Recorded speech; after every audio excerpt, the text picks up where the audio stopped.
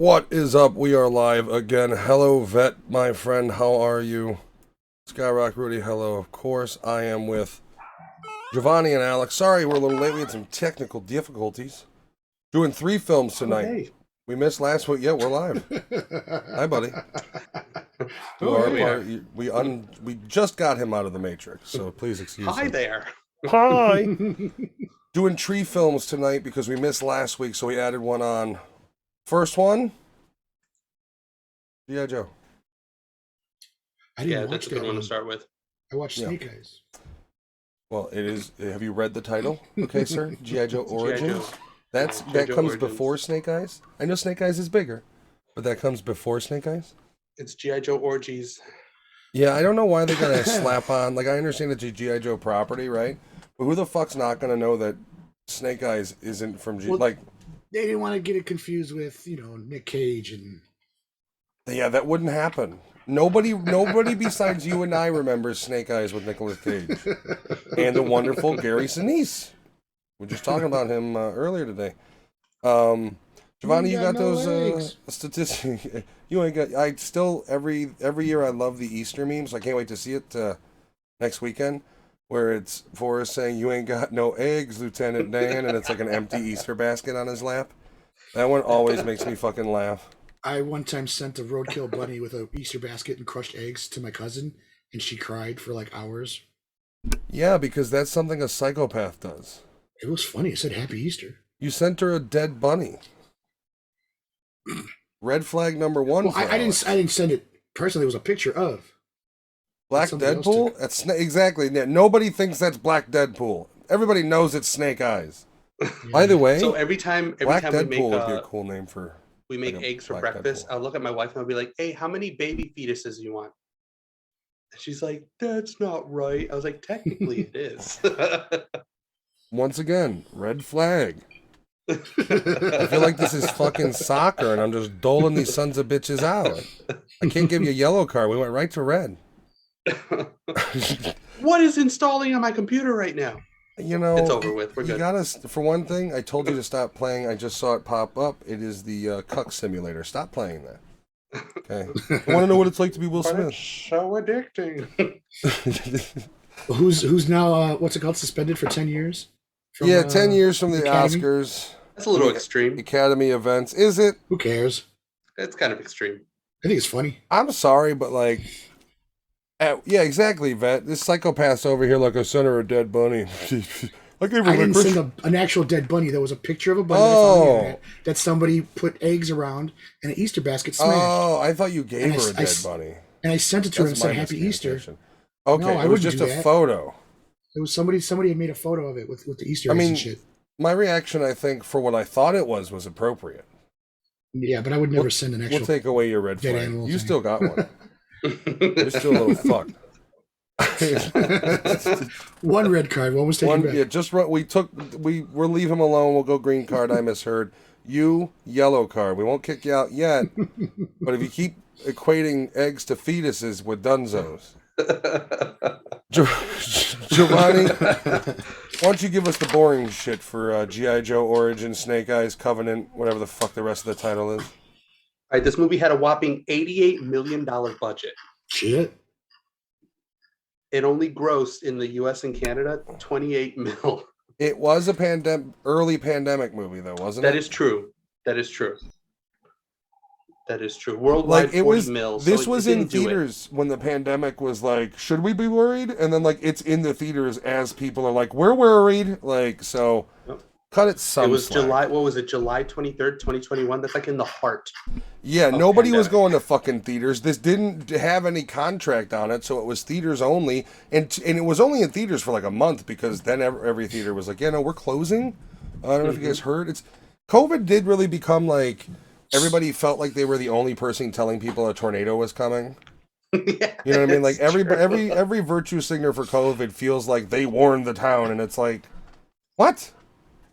Fuck out of here. So do you think that they did any kind of renovations? Those movie theaters? I don't see that's the thing is I doubt it for most of them. If they were smart, but if you're not making money, how could you put money into the renovations? But they have money Yeah, to they make renovate, money. though. Yeah, but you say that, but you have things like Marcus Cinema, which is a privately owned family cinema business. So, like, it's easy to say, oh, they got money. Like, AMC's always on the brink of bankruptcy. That is true. AMC is always on So, the like, brink of bankruptcy. it's not really true anymore that I don't think it's necessarily fair to equate them to what they are, which is giant corporations in their own. Not all of them. I mean, I guarantee you hundreds of, if not thousands of mom and pop bumfuck theaters closed down just because people weren't, they probably didn't have COVID regulations in these small towns. Shit, But the people Davis is weren't still going. around. Well, the Davis is high-end hipster, we caught a movie at the Davis and then went to the bar. That bullshit now. Yeah. Not when we used to go when we were kids and the goddamn sewer was next to you. Like, here's your seat and it's just a squared, police taped off fucking sewer. With a hole that fell in where all the seats are sitting inside. Yes, and literally if you have the seat next to it, this is you the whole time. Like, normal sewer seat. Still went. It was literally $1.50 to see a movie. They And were your 6 feet weeks. sounds like you're walking on a barroom floor. Oh, every time. I remember we saw. Okay, so all right. So my brother I never got to go on an 8th grade trip in school, but he did. He went to Washington. They had like the last of the good 8th grade trips from the grammar school we went to, and he went to Washington. And my dad was like, "Hey, because my mom was at like bingo and Tim wasn't home, so it was like, you want to go see Godzilla?" And this is the Matthew Broderick one, so we did. And then Tim got home from his trip and was like, "You guys saw Godzilla without me?" So we then saw it at the Davis, a few weeks later when it finally hit there. And this guy, because the movie in the middle of the movie got off the reel, and it was like maybe a 10-second fuck up, storms out. "I'm getting my motherfucking money back," as he's like sticky walking up the ramp. And literally for $1, literally the popcorn was more money than the ticket to the movie was. Because they knew it was a shithole. Like, it was as close to the old school porn theaters as you can get as far as aesthetic. Oh, yeah. I've always heard they get small percentage of the ticket and they make all the money from. That's why food and drinks are so fucking expensive. That's why it's profitable for them more to, like, and that's why, in my opinion, as soon as you started seeing theaters with even the smaller Marcus type theaters with bars and shit in them and restaurants, and there's a higher end food, not just your typical movie shit. But the problem with those is they don't take care of the standard screens. Like the ones that the theater you go to for a 10 a.m. matinee, the actual theater you're in is never the amazing one. Because if you aren't doing the IMAX or the whatever the fuck it's called, whatever the HD ultra screen, whatever, if you're not paying for that, you're getting a subpar quality sound. Those theaters are muted. They bleed audio from the bigger theaters. The screens are not as well lit. They're not as big. Like I said, if you're a family and you want to go see a movie and enjoy yourself on a fucking Sunday at 10 a.m., you are sacrificing utmost quality to do that. And if you're an average moviegoer that just wants to get it done, see the movie, and then have the rest of your fucking day, like I am, you are sacrificing quality just to see it at that time. When Alex grew up, they called movies with dialogue the talkies. Jesus. I'm not that old, damn. That's like the 20s. My wife loves this theater. They had the organ, they would play. Hollywood something, but they sit He you in goes these into the roller room. chairs and they bring you food.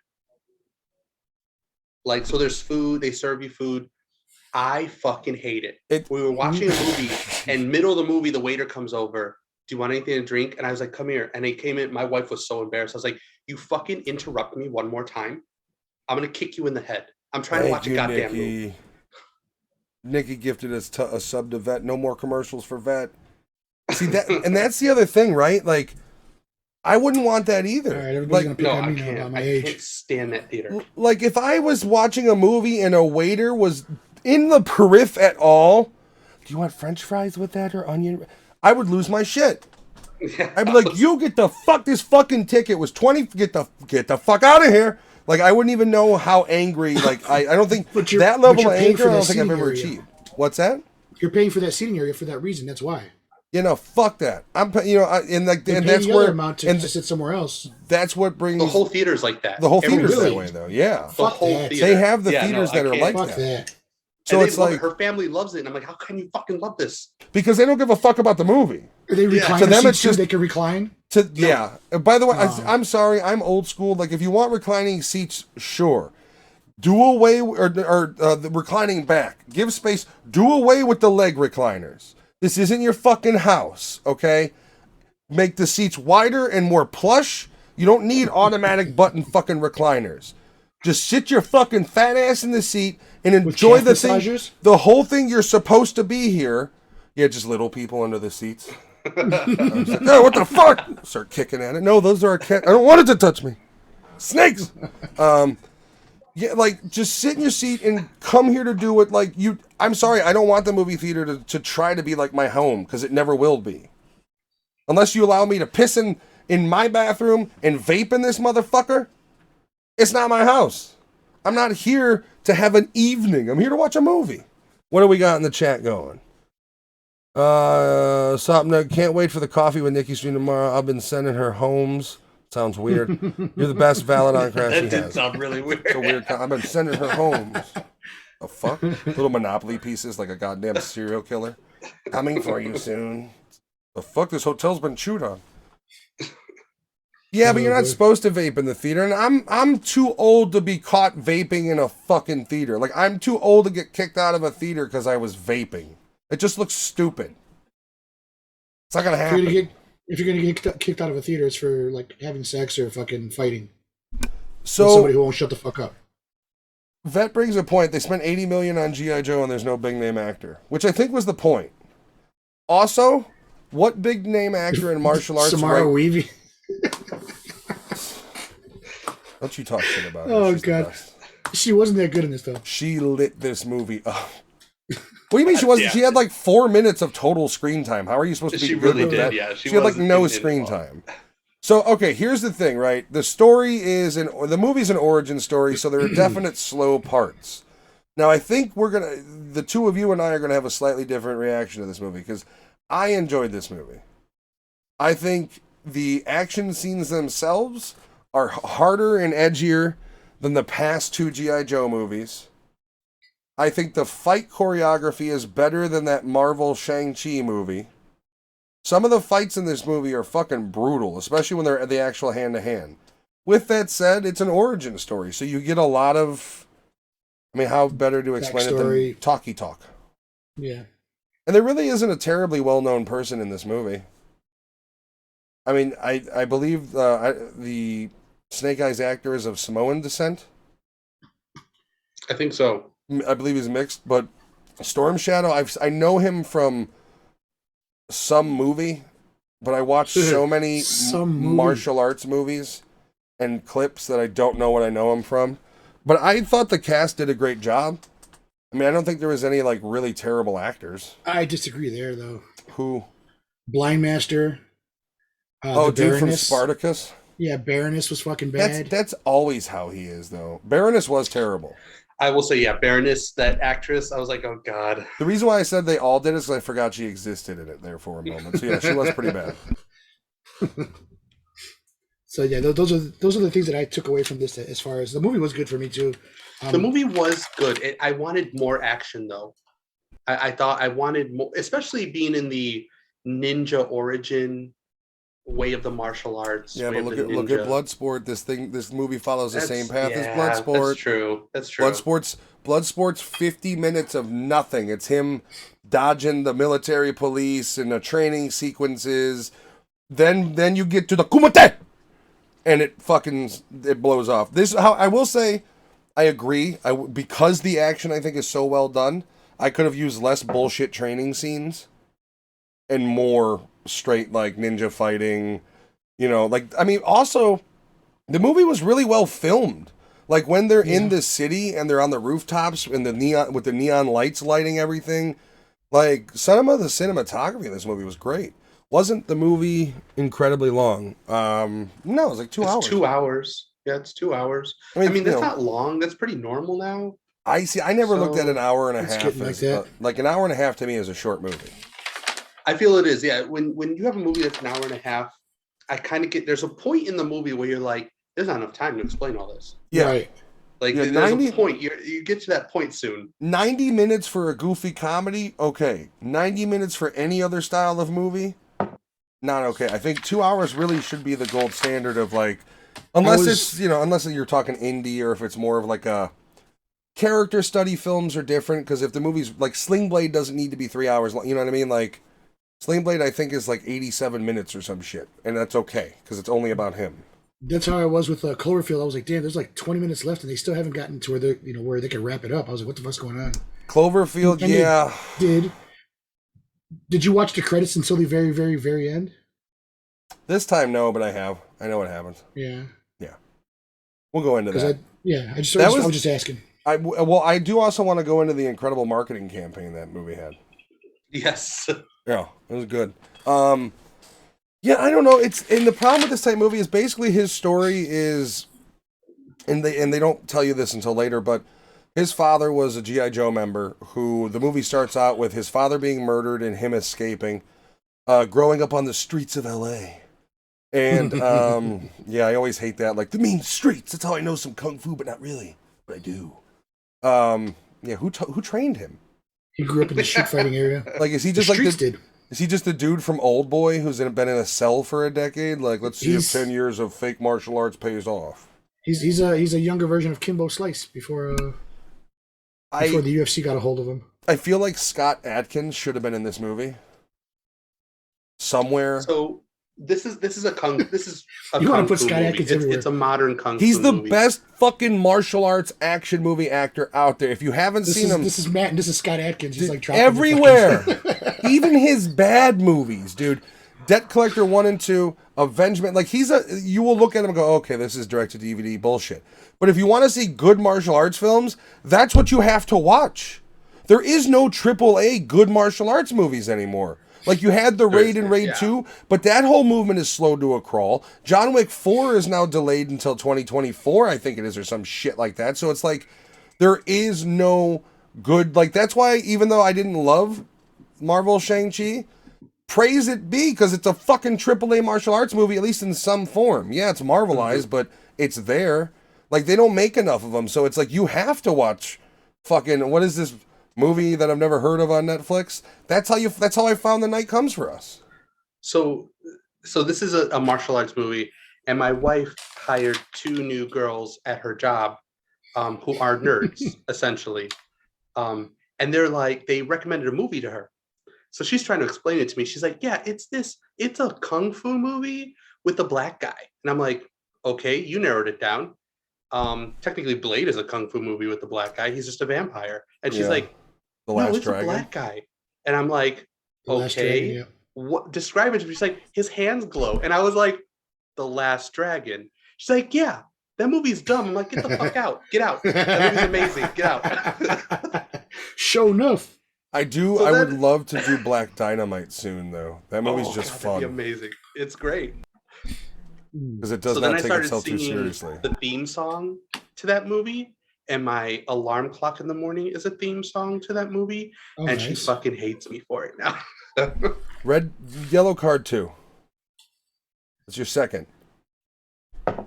For having the theme? For setting your alarm clock to that theme. Or did you already have it? No, I said it just to annoy you. That's what that's what I'm saying, yeah. Yellow card number 2. That's justified. Get the fuck out of here. The Raid. Have a lost episode. Don't we have a lost episode of that? Of what? The Raid. No. Oh, that one. It was The Night Comes for Us. That's lost. Then I think one of them was. No, we got The Night Comes for Us out there, I believe. Yeah, if you like the Raid, Vet, check out The Night Comes for Us, and I don't know. I have to see. We did the Raid, right? We might not have. I don't know. Yes, I was in the Kung Fu episode. Okay, so yeah, that one's out. Yeah. The Raid 2 is good. It's longer. It's a bit slower, but it's still as brutal. The Night Comes for Us, in my opinion, better than the Raid because I'm kind of a violent motherfucker, and I like it because it's very violent. That's basically the reason it's better. Also longer, more fight scenes. Basically, The Night Comes for Us it's a better movie than the Raid 2, as far as, like, the Raid 2 was longer, but it didn't fill that extra space with more and more fight scenes. The Night Comes for Us is basically just fucking one after another. A little bit of downtime, but not nearly as much as the Raid. But I do love the Raid. There's a lot of good martial arts movies to check out, but once again, you got to be open to, like, going on Netflix and like getting past seeing what it is, and with some no-name British guy that you don't know, Scott Atkins. There's a lot of great South Korean martial arts and kind of hand-to-hand combat movies coming out too. I mean, there's for about last 10, 15 years they've been a pretty steady source of decent ones. But yeah, no, I'm a huge martial arts fan. We did the Kung Fu episode because I really wanted to watch Drunken Master. Yes, Yeah. that's probably the staple in Kung Fu movies. Oh, that movie is because it's so brutal for its time. Like when he's hitting him with the bamboo and it splinters, and he's basically just cutting up like 10 dudes at once. Like surprisingly, yeah. Well, there's two guys that have been in the Raid series, in this movie. You have Iko, and then there's another guy, can't remember which one exactly, but he's in there. I haven't looked into this, but I would assume that part of it was they did the choreography as well, and that to me is probably why these fight scenes are so brutal and good. Because without the violence, they pack a fucking punch. Looks like Iko was also going to be in Expendables 4. Good, dude. I hope that guy gets bigger and bigger. He was in that movie with Mark Wahlberg, I think, called Mile 22 or whatever it was called. That was a brutal fucking movie. That was straight to Netflix, wasn't it? No, that hit theaters. Did it? Yeah, it didn't do very well. I don't think it was a huge release, to be honest with you. But that was a rough film. That was the one where, like, I think Ronda Rousey dies from a grenade or some shit. Like, that...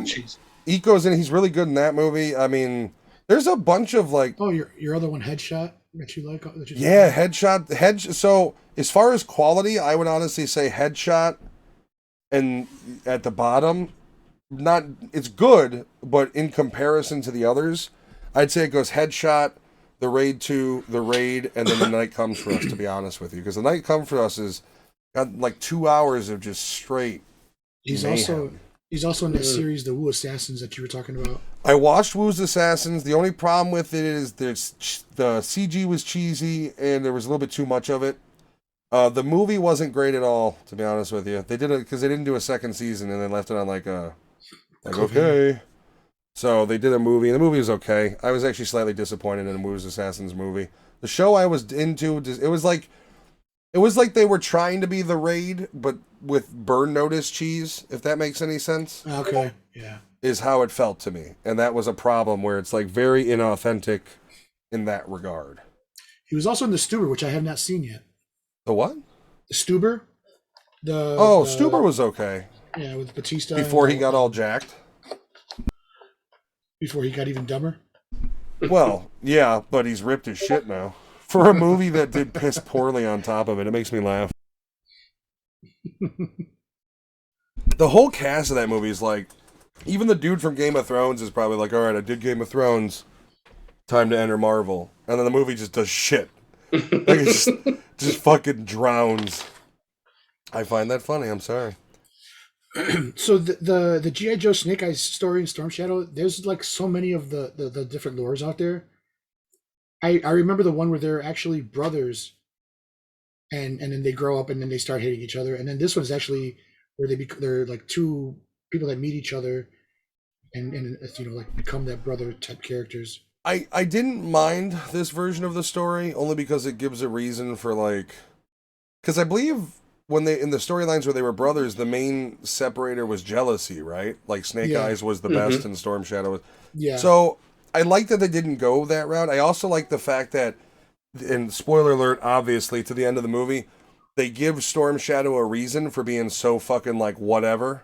Mm-hmm. Like the fact that he can never be the leader of his own clan because he used the sacred element, like gives him a reason. Like when he says, "I serve no man," that's all the justification I need for him being an assassin for the Cobra. A snake. So for Storm Shadow, that's one thing problem I have with this movie. If you don't know who Storm Shadow is, you're not going to know who Tommy's character is in the movie. Yeah, and I wish they explored a little bit more of like. Well, and that's the thing is, if you know from the moment you see him wearing white, you're like Storm Shadow. Yeah. But if you don't know, I'd agree that would be kind of like, who the fuck is this guy? Why is he such a big deal?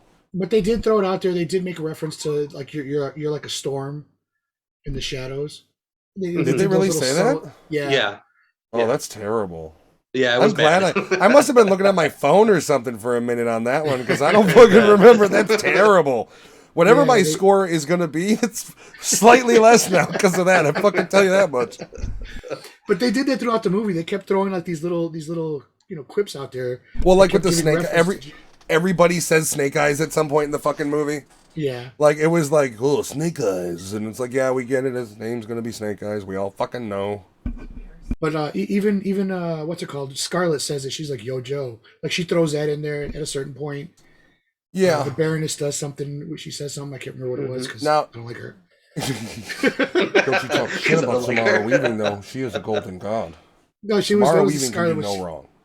Anything wrong with her character in this movie? Was the director's fault? The director, the writing, the cinematographer, the caterer, the fact that she was only in it for 4 minutes. She's basically in it to kill a bunch of dudes in a fucking bathroom and then show up to fire weapons. We're missing Anthony for this Samara Weaving rant. It's gonna get him in trouble again. You don't talk shit about her. Ready or Not 2's coming. I doubt it, but that would be. I would love a sequel to that. By the way. Yep. Fight choreographer was Kenji Tanigaki. I would have to see his face. To be honest with you, it may open up the window on my main monitor. Yes, it did.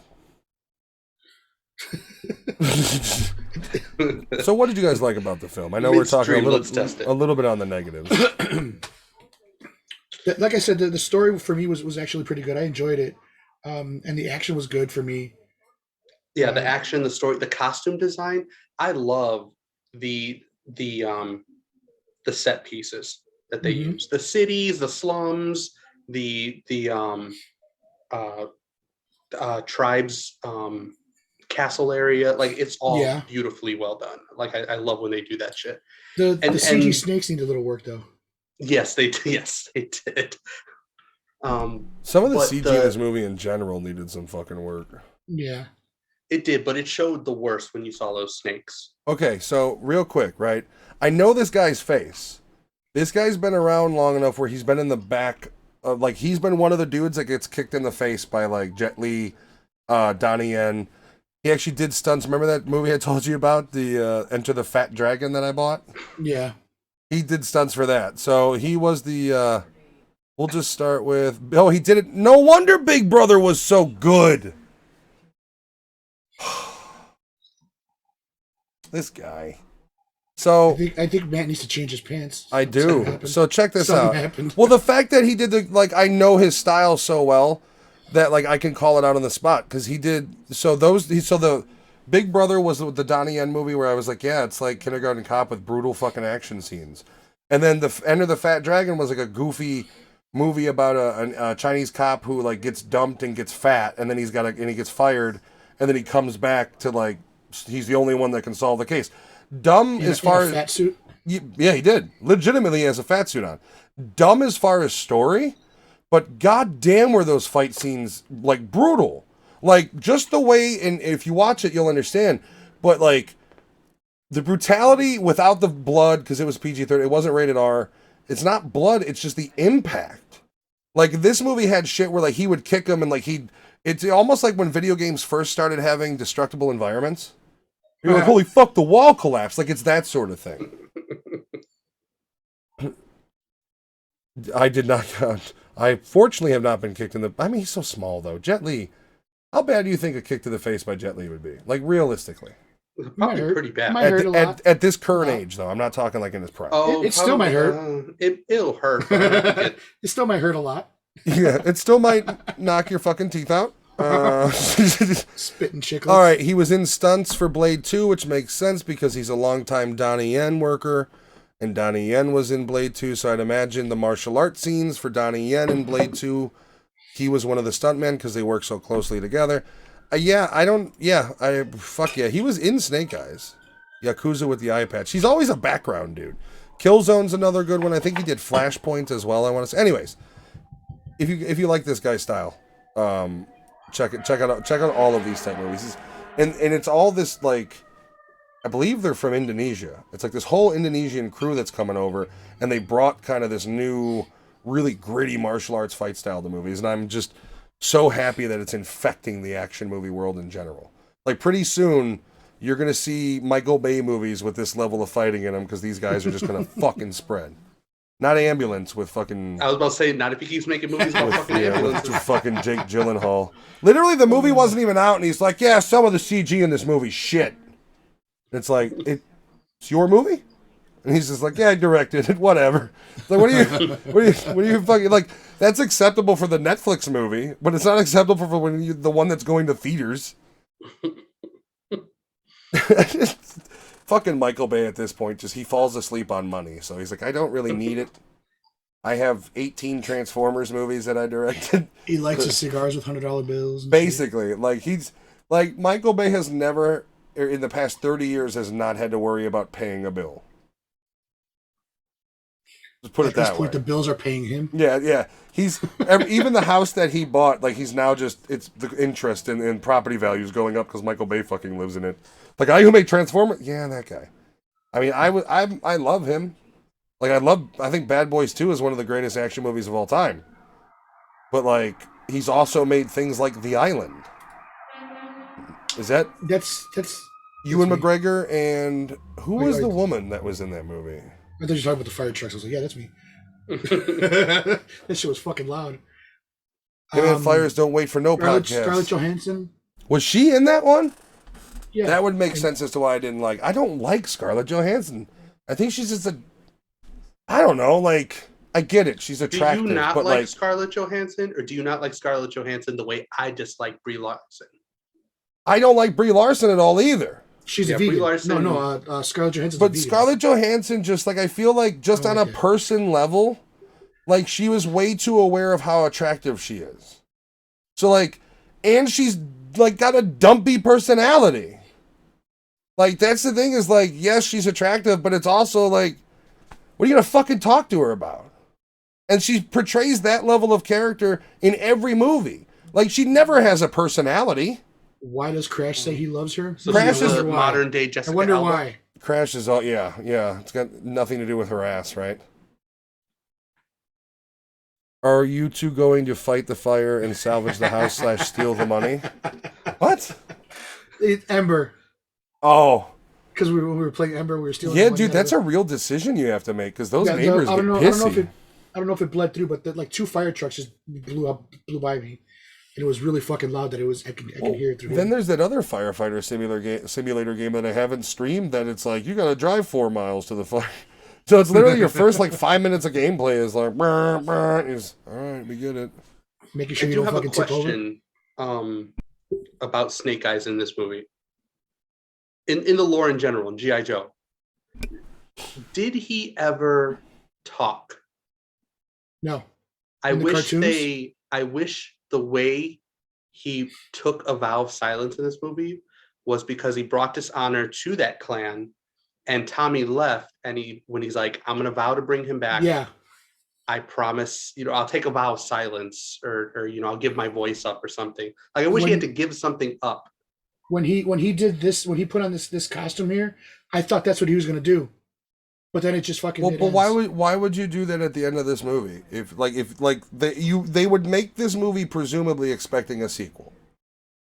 So like you would put that in this, you would open up the sequel with the female leader of the clan dying and Storm Shadow taking it over by force. Like you would, whatever happens to make him take that vow of silence would probably make a little bit more sense to take place at them. Because why would you set that up to lead in? Like it doesn't clear. Like, are we supposed to believe it's going to connect to the Channing Tatum ones? It's an entirely different character is the problem. So is Storm Shadow. But that's the thing. And that's the problem they have with the continuity in this movie. Like you're doing them a decade later. Yeah, but I think through most of it, his vow of silence happens because of something he did from his training and his dishonor or whatever happened between him and Storm Shadow. I mean, what if, I don't know. The problem is you can't set him up to be a villain, and maybe that's why they did it that way. Like, because, and Alex said, like, if he's taking that vow of silence, that means he fucked up somewhere. So you're going to have your, like, main guy who was really a piece of shit at the beginning. And they kind of did that, but without the vow of silence. Mm-hmm. Like, when he tells her, like, I've done bad things I can't tell you about, like, they hint towards it, but there's never, like, so that's why I'm going to do this. And by the way, fuck those snakes, bro. I did think the CGI with the whole fire thing was a little cheesy. Like literally, every time somebody used it, they made the constipation face. Well, that's honestly the second problem I had with this movie. The mysticism it brought in, like in that gem. And that's the thing about martial arts movie. As soon as that comes in, it's like, oh fuck. I know, and I thought it was like if they present that from the beginning, if the movie is built in fantasy in that manner of mysticism, it makes sense. But when you throw in a movie, and this movie is even his suit, like it's technology all the way across the board. It's very much grounded. Yeah, much more than Tommy has a conversation with Snake Eyes like, I need people like you because I need to bring my clan up to the modern age. Like they even have that conversation. We need to get iPads. I know where the Apple Store is.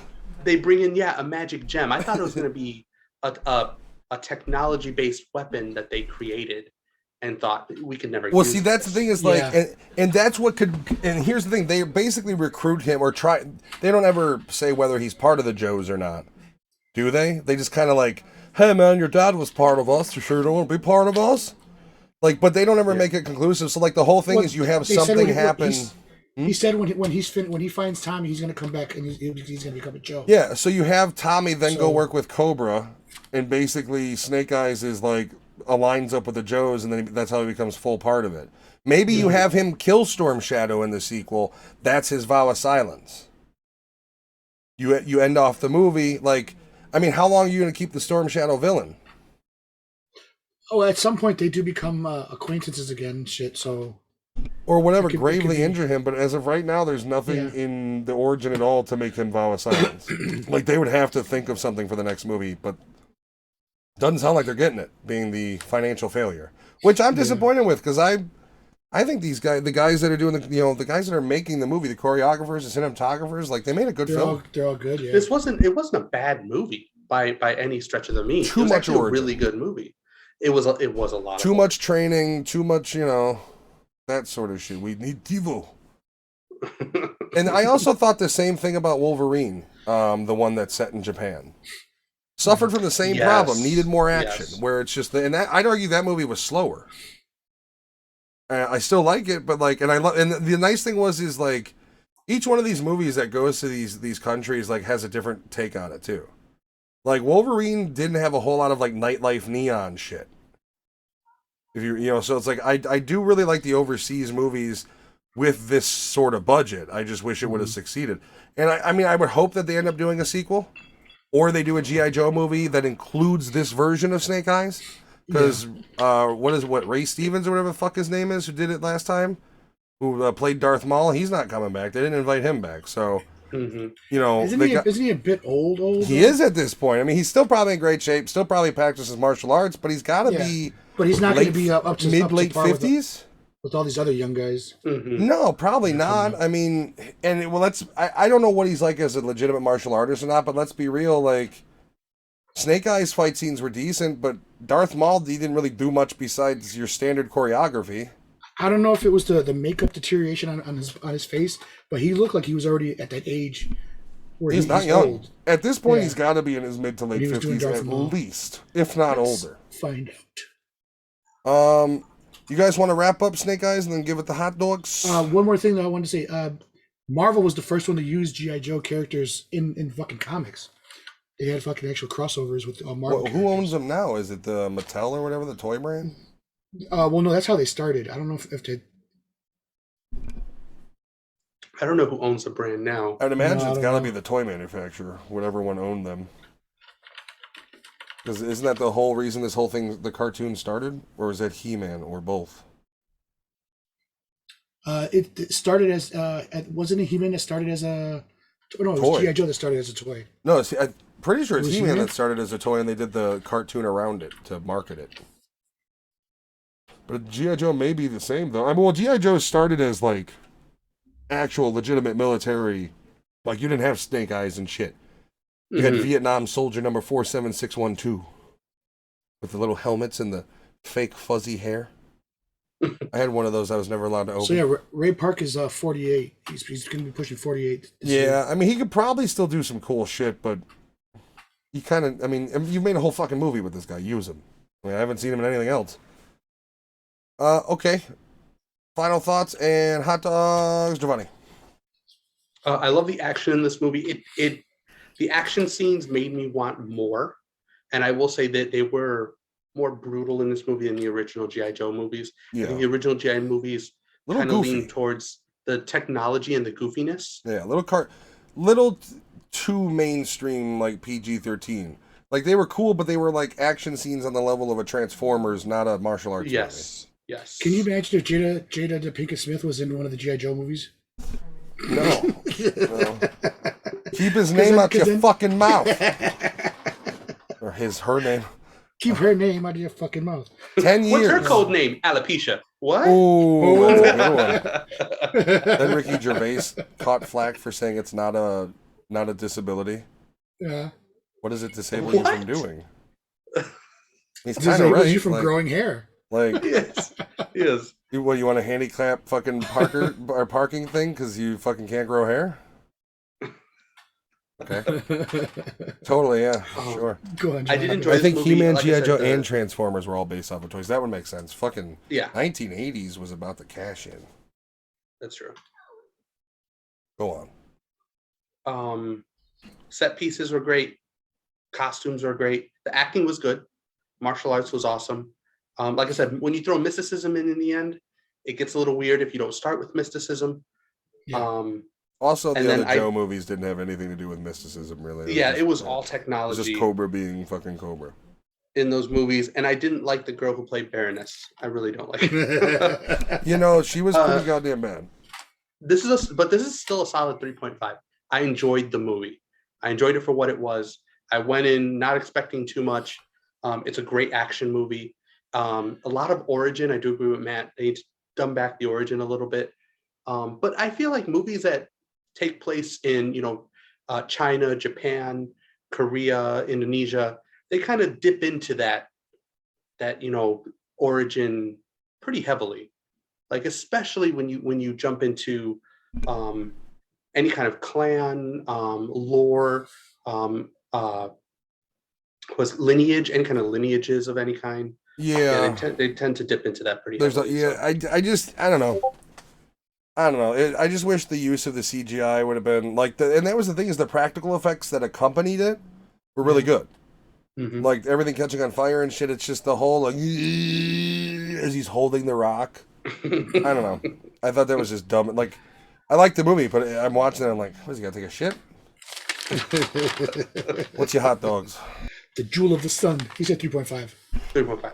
Alejandro. For me, this movie was great. I really enjoyed it. The story, it wasn't the same that I grew up with, but when I did a little more research on it, and I found out there was like actually a shitload of multiple stories of how Storm Shadow and Snake Eyes were together, I was like, okay, I can accept that. It's still connecting with something from the original stories. As far as the acting, it's like I said, man, Blind Master. I've seen him in other things before, but his fucking acting was kind of like abysmal in this. Baroness was fucking really shit. And Samara Weaving, when they did give her lines, it was like, what the fuck? Why, she's actually done better in acting. Why Not her fault. You. I know, but I'm still saying it. Get off of it. I'm still saying it. Not her fault. I've seen her act in 2 other movies that actually was better than this. But yeah, it's going to be a 3.0 for me. I did enjoy it. Action was good. CGI was kind of shit. And 2.5 of the actors, I'll say, to make it the best CGI in the movie was on the highway scene when they were fighting. Yes, that's really that was where really good. It was good there, but I feel like everywhere else in the movie, CGI was subpar. Almost like the budget kind of hit a cap at a certain point, and they're like, snakes. It went all into the snakes. Just a rule of thumb. That's where they got their budget cut. Just a rule of thumb. Can we stop doing like giant mythical snakes in martial arts films? Like, can we stop adding that level of stupid fantasy? That says Matt The Damon Golden and Tom Child Cruise. had the best mythical snake creature. I want the knife. Wasn't there one in Willow? Was there? No, it was the 3-headed dragon or whatever that when you cut off the head, it would turn into another. The Hydra. Yeah, this is similar. Yeah, okay. Hydra. I mean, Harry Potter had a pretty good goddamn looking snake, and it was like 10 years before this, so I don't know. Well, that's a basilisk. Yeah. What's the big snake. difference? What's the big difference? What's the big difference in CGI modeling? I'll give you that. I don't need species. The new Willow series is coming out. I believe it just made news because it cast its first trans actor. Okay. I'm pretty sure that was what I was reading earlier. Whoever the actress is. Not that I give a shit. I mean, if they didn't tell you, you wouldn't know. So why do you need to know? That is true. Yeah.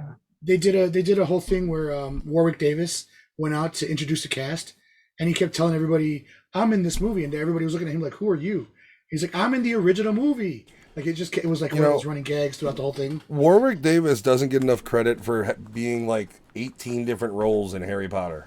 Yeah. Like that if they had like the little people for the other bankers and shit, but when it came to like any sort of main the talking one, the talk, or even the one that doesn't talk, but he just kind of or the brief like number, like it was all him. That dude was working overtime for that series.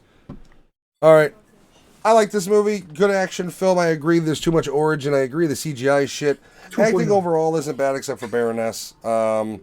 I didn't mind the Spartacus dude. He kind of plays the same character in every movie, every show he's in. Like, so he is what he is.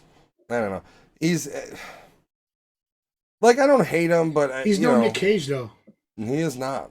I mean, literally, he's not Nicolas Cage. I'm gonna go 3.5 with Giovanni on this one. I liked it. I'd watch it again. I'd recommend. That's why I recommend it because I dug it. I think if it wasn't pandemic, it would have done a hell of a lot better.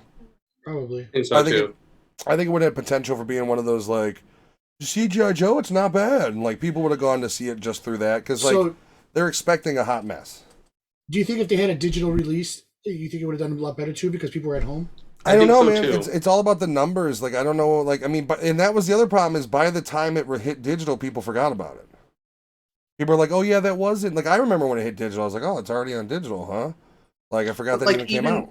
Even at the time when this movie came out in theaters, like Netflix and Hulu and they were all dragging their asses, like especially at the point where like, hey, like this is your time to shine. And I think it was who was it? HBO with what studio did they work with? They're like, we're going to release everything. Yeah, Warner Brothers. I think they were the ones who kind of like, hey, let's take advantage of it. I gotta give credit to Hulu though. I mean, they released The Kingsman the first day it went to digital. What did they just put out there that I want to watch? By the way, I don't know if I texted you guys last night, but I want to do the all three Kingsmen. Oh, I did not. Yeah, and that's the thing is G.I. Joe isn't even on like anywhere streaming services. Yep. Nope. So I don't know. It's almost like they're trying to hide that film. There's another movie though that Hulu just brought out there. I mean, Peacock's getting better. You had Scream, you had Jackass a month, or Paramount a month later. But Hulu, as soon as these movies are hit like digital, they're going. There was a couple surprising, like, oh no shit, like I wanted to watch that. There's another one that just dropped. I can't remember what it was. On Hulu? Yeah. You're gonna have the Batman coming out here real soon. Oh yeah, we're reviewing that the 22nd. Next week we'll be doing Back to the Future. All three of them. Oh god, I'm so glad I'm excited for that. Those. I want to watch them. We're gonna start this weekend, I think. Fuck, I love those movies. I can't wait. Apple has had some great ones too. Yeah, but Apple TV isn't like I don't think they're doing any like only place to stream this while in theaters. Like that's just all their programming though. Okay, on to the next one. I believe Cloverfield, right? Yep. Cloverfield. So I remember when this movie's trailer hit, and I was in the theaters, and I was like, "Is this another fucking Godzilla?" I was like, "Oh shit! I hope this is a fucking Godzilla. This looks badass." And it turned out to be something quite different. One of those movies that really pushed the whole kind of like argument of like what is too shaky. Like when this came out, there was a big problem with it. Like this is a movie that if you have motion sickness will probably trigger your motion sickness. Mm-hmm. especially if you're watching like in a dark room and shit like that, and you're high or something. The entire thing is shot from somebody shooting a picture. There's not like any kind of like those random shots like up in the air. No, there's no drone footage or anything. It's pure, it's pure handycam style. At some point, it's shot by somebody holding a camera. Even the news crew, even the helicopter news crew. Yeah, all that shit. I really like this movie. There is a bit of slowness to it. There are some parts that like, not even that far in, like maybe a half hour in, where you're like, okay, it's 20 minutes, yeah. Yeah, where it's like, we can get moving on this. We understand. I think Vet couldn't handle it. Yeah, it's a vomit comet if you have sensitivities to it. I think the problem with the speed on this movie is that it takes the keeping a mystery a little too far. You know what I mean? Like the big reveal. So the first 20 minutes before it gets revealed, yeah. And then you couple that with the marketing they did, which they had several websites that would lead to official-looking data on a creature. And then you have, as Alex talked earlier, the ending of the movie where if you watch past the credits, you see a little bit of footage that was when he was on his date and then you see the little pod drop into the ocean. They since expanded the universe, and I believe the last movie tied into the first one. Yes. Where it was like a sequel to it, to where basically I think the ending of the last one, wasn't it they get back to Earth and it's just been ravaged by these fucking things? Yes. Yeah. So like, not a happy connection. But I think at some point it was where in they the caused first movie it or you something. think it comes from space. It really came from another dimension. Like, I think it did a time thing rather than a space thing. And that's Is that for Paradox or? That's what Paradox, basically tried to. They didn't do a good job of it, but they tried to shoehorn it in there. And that's where like it got convoluted. Like, if you would have kept it at this, like, it gives you enough of the monster and creature at the end of the movie to like you like it's its own movie. Like. You know what I mean? Where most of the kaijus come from is from the center of the earth, or is that in what's that? No, that's Pacific Rim. Pacific Rim, yeah. Yeah, that is a fucking great movie. But that's also another dimension movie as well. Yeah, that's a dimension within the basically close to the crust or the middle of the earth. Yeah. Mm-hmm. This Cloverfield. It doesn't like they actually. If you watch not the sequel with John Goodman, because that was like pretty sure that was an entirely different movie, and then they tacked it onto the Cloverfield story. Yeah, I think it's in the same world. That's Cloverfield Lane. Yeah, that one is I guess that one is basically they don't spell it out for you, but that movie is basically as more of them have dropped and they're starting to pillage the earth. And then at the end of that movie, she comes up, and that's before the earth is all destroyed. Then the Paradox one finally makes its way to the fact that Earth has just been ravaged by these fucking things and there's no home to go to. Yes. And I think the whole potential journey at the end of that was they were trying to get to the other survivable planet or something. That had a weird ending to it. It did. So one of the other things that I was trying to say about the ending of this movie, at the very tail end of the credits, like with 2 seconds left, you hear him on the camera saying, "Somebody come and help us, please." After the bombs are dropped. Yeah, like he was still alive. They survived it, and then it just ends. Then the credits just stop, and the movie ends. I believe they talk about. I don't remember.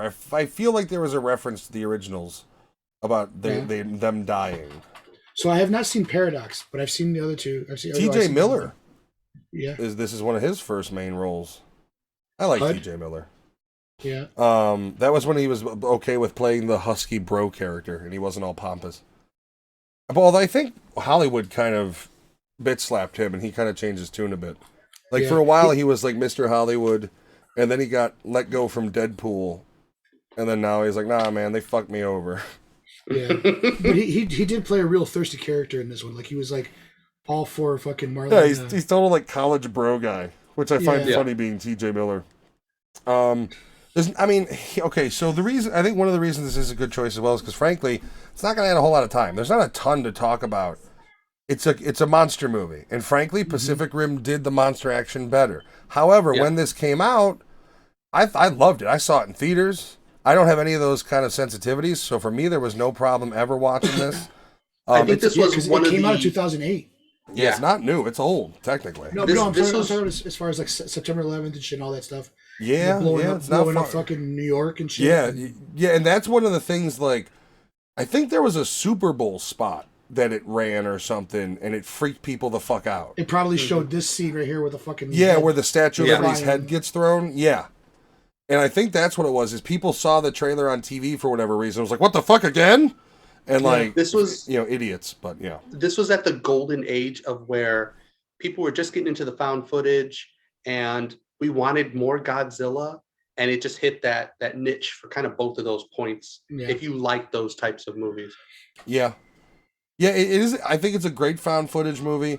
I think it's a pretty great creature movie, because then you have those scenes like, they're going through the medical tents, and behind the fucking screen, the woman's head. Like, you have those types of scenes. Blood splatters of fucking white screens. And to the environment of the movie, like, there's a lot of dark spots in this movie, but like a good example of how that's well used is when they're in the train tunnels. Yeah. And they hear the noises. Yeah. And they spot the little lights, and you start seeing the creatures. It's really well done. I was also thinking the bridge at the beginning, because that's probably arguably your well lit scene. You know what? If that was real life, dude, and something like this is happening, I'm not going on a fucking bridge that's fucking long. Way. Yeah, I'm not going I'm not going on top of any water unless it's like a foot below. Like, there's no chance of me going across a bridge. No. I would rather go down and swim my way across with the creature in the waters potentially than deal with that fucking falling to my death potential. No. I'm not having water shoot so fast up my asshole that it rips up my internal organs. No, thank you. Oh boy. With all those people, there's no room to do a proper dive. There's no room to probably get your legs proper. I got thunder thighs. And with the cars below too, because it's a double stack, isn't it? No. Oh yeah. Yeah, no. In fact, I wouldn't have been at that party. Yeah. Nope. Yeah, I wouldn't have either. I'd have been home eating a fucking Hot Pocket and heard the fucking rumblings and grabbed the go bag and Connecticut, here I come. And my wife would have been dead because she would have been at that party. Yeah. I would have been home, probably talking to you guys or playing. That would have been a party Jen would have maybe attended. But, she just had her art release, and we all, we're all going. And I'm like, yeah, no, not me. I got to work. I'm going to come home and eat some Hot Pockets. Now, it depends on if it was actually my friend or if it was somebody that they know that they're inviting me to. I'd be like, no, fuck them. But if it was my friend, okay, I'm going to come by for a little bit. And I don't know. Like, if you don't live, like, I don't know. I just feel like if you're in New York City, it's probably a pain in the ass at that time of night to get to that. Yeah, fuck that. Add F Bridges to podcast description for this week. You can type fuck Bridges on there. Yeah. Chat's free. It's allowed. It's allowed. Same thing as the other streams. Yeah, I don't know. Like, I really do still, like, I'll be straight up. I'm going to give this a 4. I'm just going to give it early because I love found footage movies. And I every time I watch it, I go back to being in the theater and that trailer hitting and just being like, the fuck was that? It was so vague. You saw the destruction. You saw the Statue of Liberty head. You saw them on the rooftops, like seeing it in the distance. Like, yeah, even now I'm thinking I'm getting goosebumps. Like the idea of like, being in that theater and it's dark and that's when theaters were fucking loud. And it's just like, the fuck movie? Is that Godzilla? It's like, that look like Godzilla. Is that Godzilla? Same thing. I was like, fuck, we're getting another Godzilla movie. Yeah, I was excited. I mean, I like it would have been cool to have a Godzilla in a found footage format though. Oh, it'd be amazing. Seeing him on the roof, it kind of made you think of what was it? Independence Day and fucking Mars Attacks. A little bit, yeah. You gotta wonder. So like, J.J. Abrams is great. What do you think the guy who directed Independence Day would have done with this movie? Like, and I'm not saying he's better than J.J. Abrams at all, but his cinematic style is completely different. There wouldn't have been too much of the shaky cam. It probably would have been more of a still cam footage. Yeah, you would have had the actual like movie visual. But what if they forced him? We want a found footage movie. Do you think he would have been able to do it? Roland Emmerich. I don't know what else has he done besides. Oh, dude, he's responsible for like all sorts of design, like 2012, Independence Day 1 and 2. Okay. Like if you look up. He's done a surprising amount of fucking shit. Like, there's going to be disaster movies that you watch where you're like, oh, man, I think he did The Patriot. And those also had, like, shaky cam type stuff in there, too, right? Very minimal. Not as much as... Yeah, I mean, I think he'd be able to do it, But his movies are also so fucking long. Would he be able to contain it into an hour and a half? That's true. That's true. But with the shaky cam on this movie, I understand why people wouldn't like it. And yes, this is a vomit comment if you're not used to it. Yeah, if you have but it makes sensitivities, I wouldn't recommend it. To the movie's, whole spiel. You're being attacked by a fucking alien. You're like, oh shit. And people are running and they're trying to film, and so it made sense. It just added to the movie. Like if we're talking about the to me, what the first found footage movie I've ever saw, Blair Witch, there are certain scenes in there where like the woman shaking the fucking camera, like at the end, like just sit still, scream in stillness, please. Like that movie gets real annoying because they just they went to like their local Radio Shack or Best Buy or some shit and bought like $1,000 DV camcorders that were still had no my goddamn new the GoPro has more technology in it as far as stabilization and anything than like they had even on some professional cameras at some points. Like, you know what I mean? Like it's insane how far and that's why it's not realistic to be able to make you couldn't do Blair Witch Project today. You couldn't. Because who the fuck is going into the woods and they're not who's gonna go and use their $30 Amazon fucking Chinese knockoff GoPro instead of if you're out there doing that, you got a GoPro or you got, even if it's an older GoPro, it's still leagues better. Like that's the weird thing, and one of the reasons why I think found footage movies are harder to do nowadays, and that's why series is like VHS and shit like that. That's why you kind of have those weird angles they take, like the glasses and that sort of shit, because cameras have evolved to a certain point of the excuse of this is so shaky I can't see has to be an artistic directorial decision because the cameras have out technologied that problem. If I put mine, if I film something and I do the it's literally got a mode where if I turn it too much, it fucking recenters. There's no excuses for technology anymore. I have a friend that actually still uses the fucking camcorders that use an actual VHS tape that you have to drop in to fucking record. It's really fucking weird. You're right there, man. Yeah, I just heard something weird from the old side over there.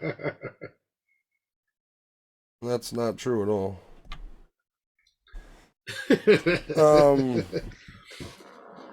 I think the marketing on this thing is one of the smartest things they did with it. Yeah. Because they really, for the months leading up, built into there was websites and there was trailers, and this was still at the part where they didn't use a lot of footage, and besides that initial trailer, you didn't get more footage than that from this movie. You got that trailer recycled, if anything. Fox had a show a long time ago called Freaky Links with Ethan Embry, and they were doing shit like that where they actually had fucking websites that you could log into and look for stuff. So they did an episode on Chupacabra, and you can actually go onto this website and there's cameras in New Mexico and California and all these areas, and they're watching where they supposedly have sightings of chupacabras. Sometimes you'll see glowing eyes go through. It was kind of cool how they tied that into the fucking TV show.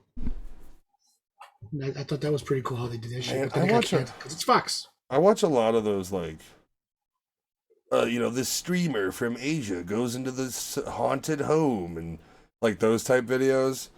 And I at this point have a really hard time being that's not real. None of this is real. Anytime you ever see a video of real ghost caught on camera and it's a shadowy, not very solid. It's all fucking fake. What about that girl that was found in the water tank in that hotel? Well, they had a whole documentary about her that didn't really come up with anything. But you can see her getting in. You can see her getting in the elevator. She's yelling at somebody. She's freaking out. She was mentally ill to where she was off her medication. Yeah, so they got through all that. Well, that was the other thing too. Is statistics for this movie. They tried to tie it into that lore of the game they would play, and I was just really. It earned 172 worldwide at the box office. I mean, that's a good fucking return. Wow. I mean, that's what, 6 or 7 times the budget?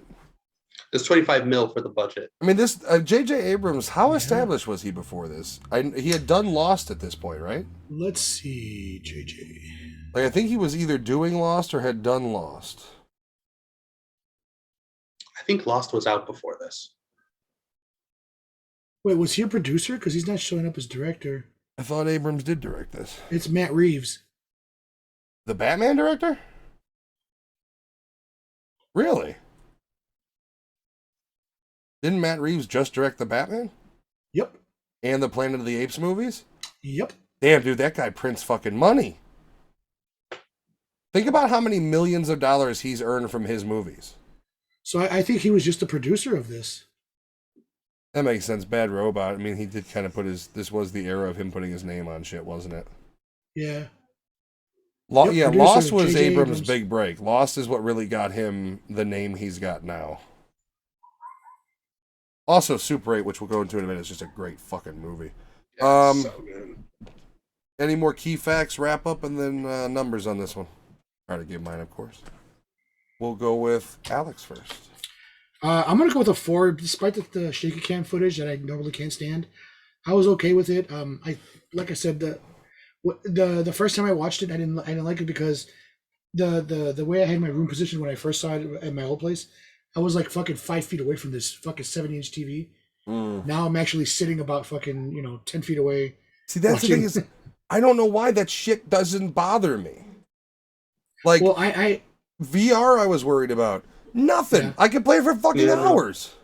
No problems. I do have issues every now and then with fucking like equilibrium type stuff for me because I don't know. It just fucks me up. Have you tried the walk? I will say VR game yet? No, if I'm not playing, yet. If I'm playing a game for too long, I get a feeling like I'm falling backwards. Okay, anytime we have to walk a plank on a high thing, I get like a weird fucking feeling in my stomach. I'm like, oh shit. The only thing I get is because when I got shot in the eye with that BB, when I play too long, if I play games for too long with a lot of motion, specifically Guitar Hero was one of them that it got bad with, the eye would blur. Like it would start to go a little blurry. But that's the only thing that, like, other than that, I don't have any motion issues. Like even now, if I'm playing if I'm playing Doom for 3 hours straight, it'll start to do its thing a little. 'Cause it's dead inside like me. Oh, fuck. You said 4, Alex? Yeah, it is a 4. Like I said, the shaky thing didn't factor in this time. I did have a couple issues with some of the acting, but it wasn't like horrible like with G.I. Joe. But other than that, I liked everybody in it and just had a lot of fun watching it. You do get a little bit of the overtop, like, oh my god, like acting in this movie. Yeah, a little bit. It did look like the fucking monster was shedding ticks or something, or shedding some kind of like weird bugs. Well, see, wouldn't that have been cool for a straight sequel, where like, I mean, like once again, Pacific Rim did this best, but like you could have had like one of them that drops down that's literally a carrier creature that sheds like these things on its back that are all mini forms of its, you know what I mean? Mm-hmm. Which and eventually grows over time, and which at some point it did drop little things because that's how the people were getting infected. So like, which is another weird now were they getting infected or were they just exploding and dying? I mean, either way, it's still in their system. It's an infection in the system. So it was like causing like a parasite to multiply. I understood it as they were Yeah. trying to infect him, but I don't think the chemistry worked. So it was a bad reaction. That's how I saw it. Which is a So weird just- thing. yeah. Like it's an alien creature that can create and duplicate essentially by infecting certain planetary hosts. Because it's just pretty much shitting out other parts of itself. Like, I mean, there's It's so many running things. along. Like, what if they conquered it and the sequel was that they didn't kill it and it disappeared and it figured out that it could duplicate in wildlife? Yeah. Anything, you know what I mean? Like Off of animals. and then you have like the movie open up where a hunter's like in the water killed. Yeah, fucking Signs. I love that movie. The biggest, dumbest fucking thing. Swing away. I love that movie, but the fact that the water kills them. What is our atmosphere? Something fucking 40. I mean, I'm in Chicago when it goes up to 76% fucking humidity. Like they were living off the water. You mean to tell me they couldn't have fucking? There was no humidity. They should have died the minute they fucking stepped off the... If you see fog, there's fucking humidity. That movie had fog in like every fucking scene. They're in corn crops, which by fucking nature produce their own fucking humidity cycles. I think War of the Worlds did that best. Dude, War of the Worlds, when it's slow to start a little, it's only like 15, 20 minutes, but at this point, you're like, I want people to die. Yeah. I want aliens to kill people. And when it does, I just like the whole, like, and they were just fucking dust. Yeah. Like, when he's doing his Tom Cruise run, and people just, and he's, like, covered in and he gets into the house, and he's, like, shaking it off of him. That's amazing. We gotta watch that movie soon. I bought it on 4K and still haven't fucking watched it. Oh, that movie's so good. And The Mist. The Mist hasn't out on 4K yet. No, but I'm saying that's another one we need to watch. Yeah, that would have to be The Mist with has Lewis. the craziest fucking ending. I love that ending. That ending. I remember when I first saw it, it threw me for a fucking loop. The fact they like, were what ballsy enough to happened? pull that shit in a mainstream movie was like, ooh, I like ye. Because you don't see that shit. Nope. Like, Nope, Walking not even Dead is remotely the only close. thing that's, like, done anything close to that. And The Walking Dead is just a fucking walking soap opera. Speaking of, Yes. Basically a novella with zombies. I started watching like another 4 episodes of that. I'm on the season 10 right now. Of Walking Just, Dead? Yeah, because I'm trying to Are finish you- because they're gonna end in this year. Season 28? 11. Are you at the, like, point of, like, yeah, it's like Giovanni with Blacklist, where you're like, I don't know why, but I'm going through it. I've accepted Okay, see- where I am. Ronnie's I'm like, okay- no, I'm okay. I love this fucking show, and we're reviewing it on the podcast at some point. I'm okay with the way The Walking Dead went because it's not really about the zombies. It's really about how people are Yeah, but it's in an so apocalypse fucking over and how they turn on each dramatized. other. None of the people in the show act like people would actually act. Immediately, the only thing they have right But is it would that's- go to that's because it's savagery. TV. But would go to everybody would have been savagery. savage. There is But no that's because it's- peacemakers. But it's because it's TV, so they have to do something. So that's why I understand. I understand that it's a television show. Coral. And Rule one. they're limited- they're Rule limited. one of survival is you leave no matter if there's family, friends, or loved ones. Anything that's going to slow you down, you fucking leave it behind. Yeah, but here's the thing. The other I thing would with never leave survival my is kids. if you're not willing to let them die, you have to be brutal motherfucker. Like you have That's to kill true. people on sight.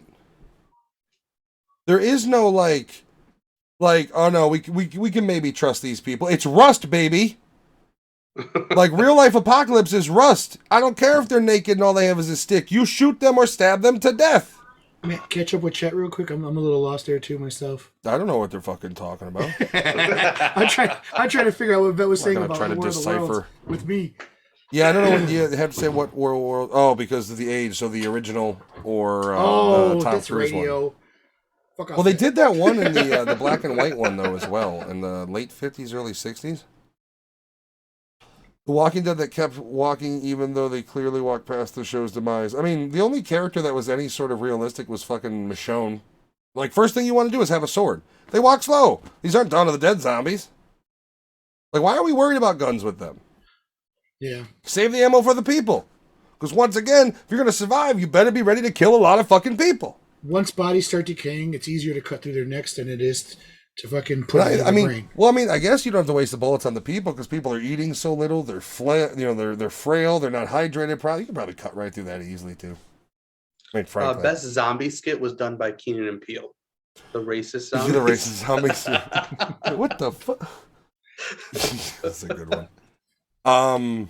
Yeah, it's just a bummer that Zack Snyder remade Dawn of the Dead and it was amazing. Then he did that stupid fucking Vegas movie and it was just shit. Yeah. Yeah.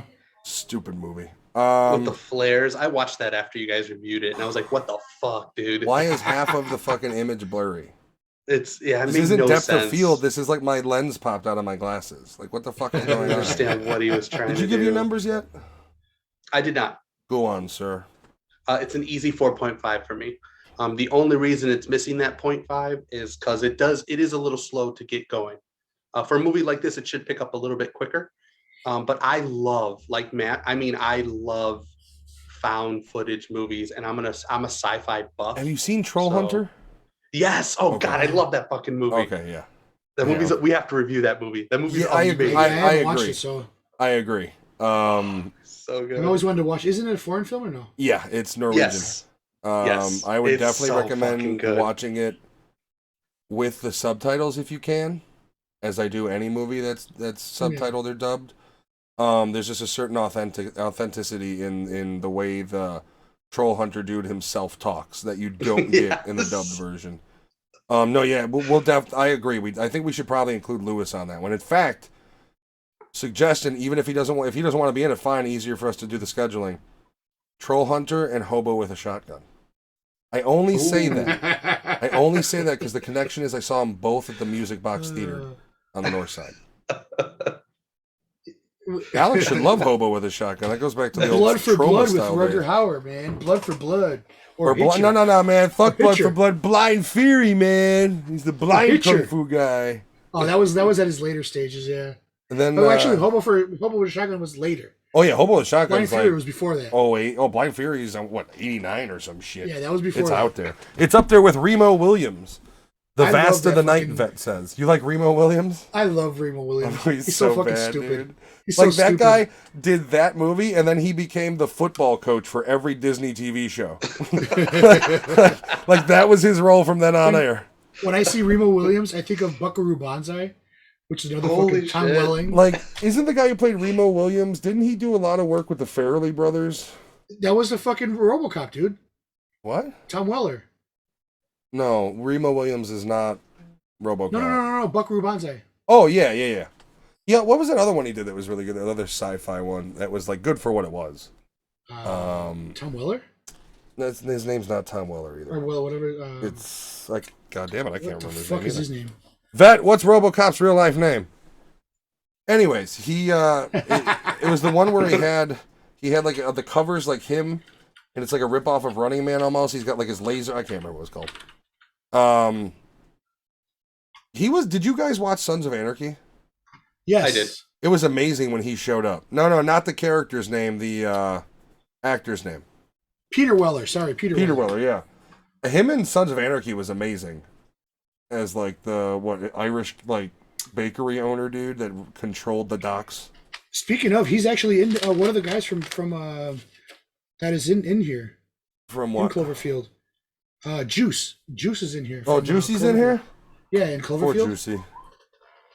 That juicy Puerto Rican got used. Giovanni looks like Juice, but overweight. Well, over Juice's weight. And a little hairier. Yeah, also he never really... Giovanni is slowly, and I've said this for a long time... I'm juicy, too much juice. He's forming into the bad guy from Iron Man 1. Like, at some point, he's going to leave his apartment and act like it's a cave, where he's like, oh, sunshine. He's going to have just fucking a bed wrapped around He'll him. have the fucking arc reactor, giant dumb suit that he made from the first one to escape. Oh, we should start that this weekend, too. Iron Man, for sure. We watched Moon Knight. Time traveler movie. Have you watched Moon Knight? No, we're watching the Marvel movies in order, so we'll get to those. I'm not doing that. I'm not. Yeah, we're watching in order. You were. I mean, how many are you watching a week? Oh, Like we're gonna watch them all in months. order, but as far as like Moon Knight and shit, I'm pressing on. Like I know what happens. I don't need that level of OCD. I don't need. Moon Knight's releasing in order in like week to week, right? Yeah. I can't deal with that shit. Dude, I'm waiting for it's it the all worst to be... because you get into it and then it's like that's why streaming networks have like the binge watching. Like when we watch Breaking Bad, right? One of the fucking thoughts I had at the end of because every episode is a goddamn cliffhanger in that show, was like, dude, I remember watching this shit weekly. Like, it would be fucking torture to watch Breaking Bad weekly, like, or they would take breaks because it's AMC. It'd be like, it would be 3 weeks without an episode. Like, fuck that. Binge watching is the only way to do it. Oh yeah, mid-season finale. Fuck that. Yeah. Like, or then you have things like when Sopranos were on, you had the writer's strike happen.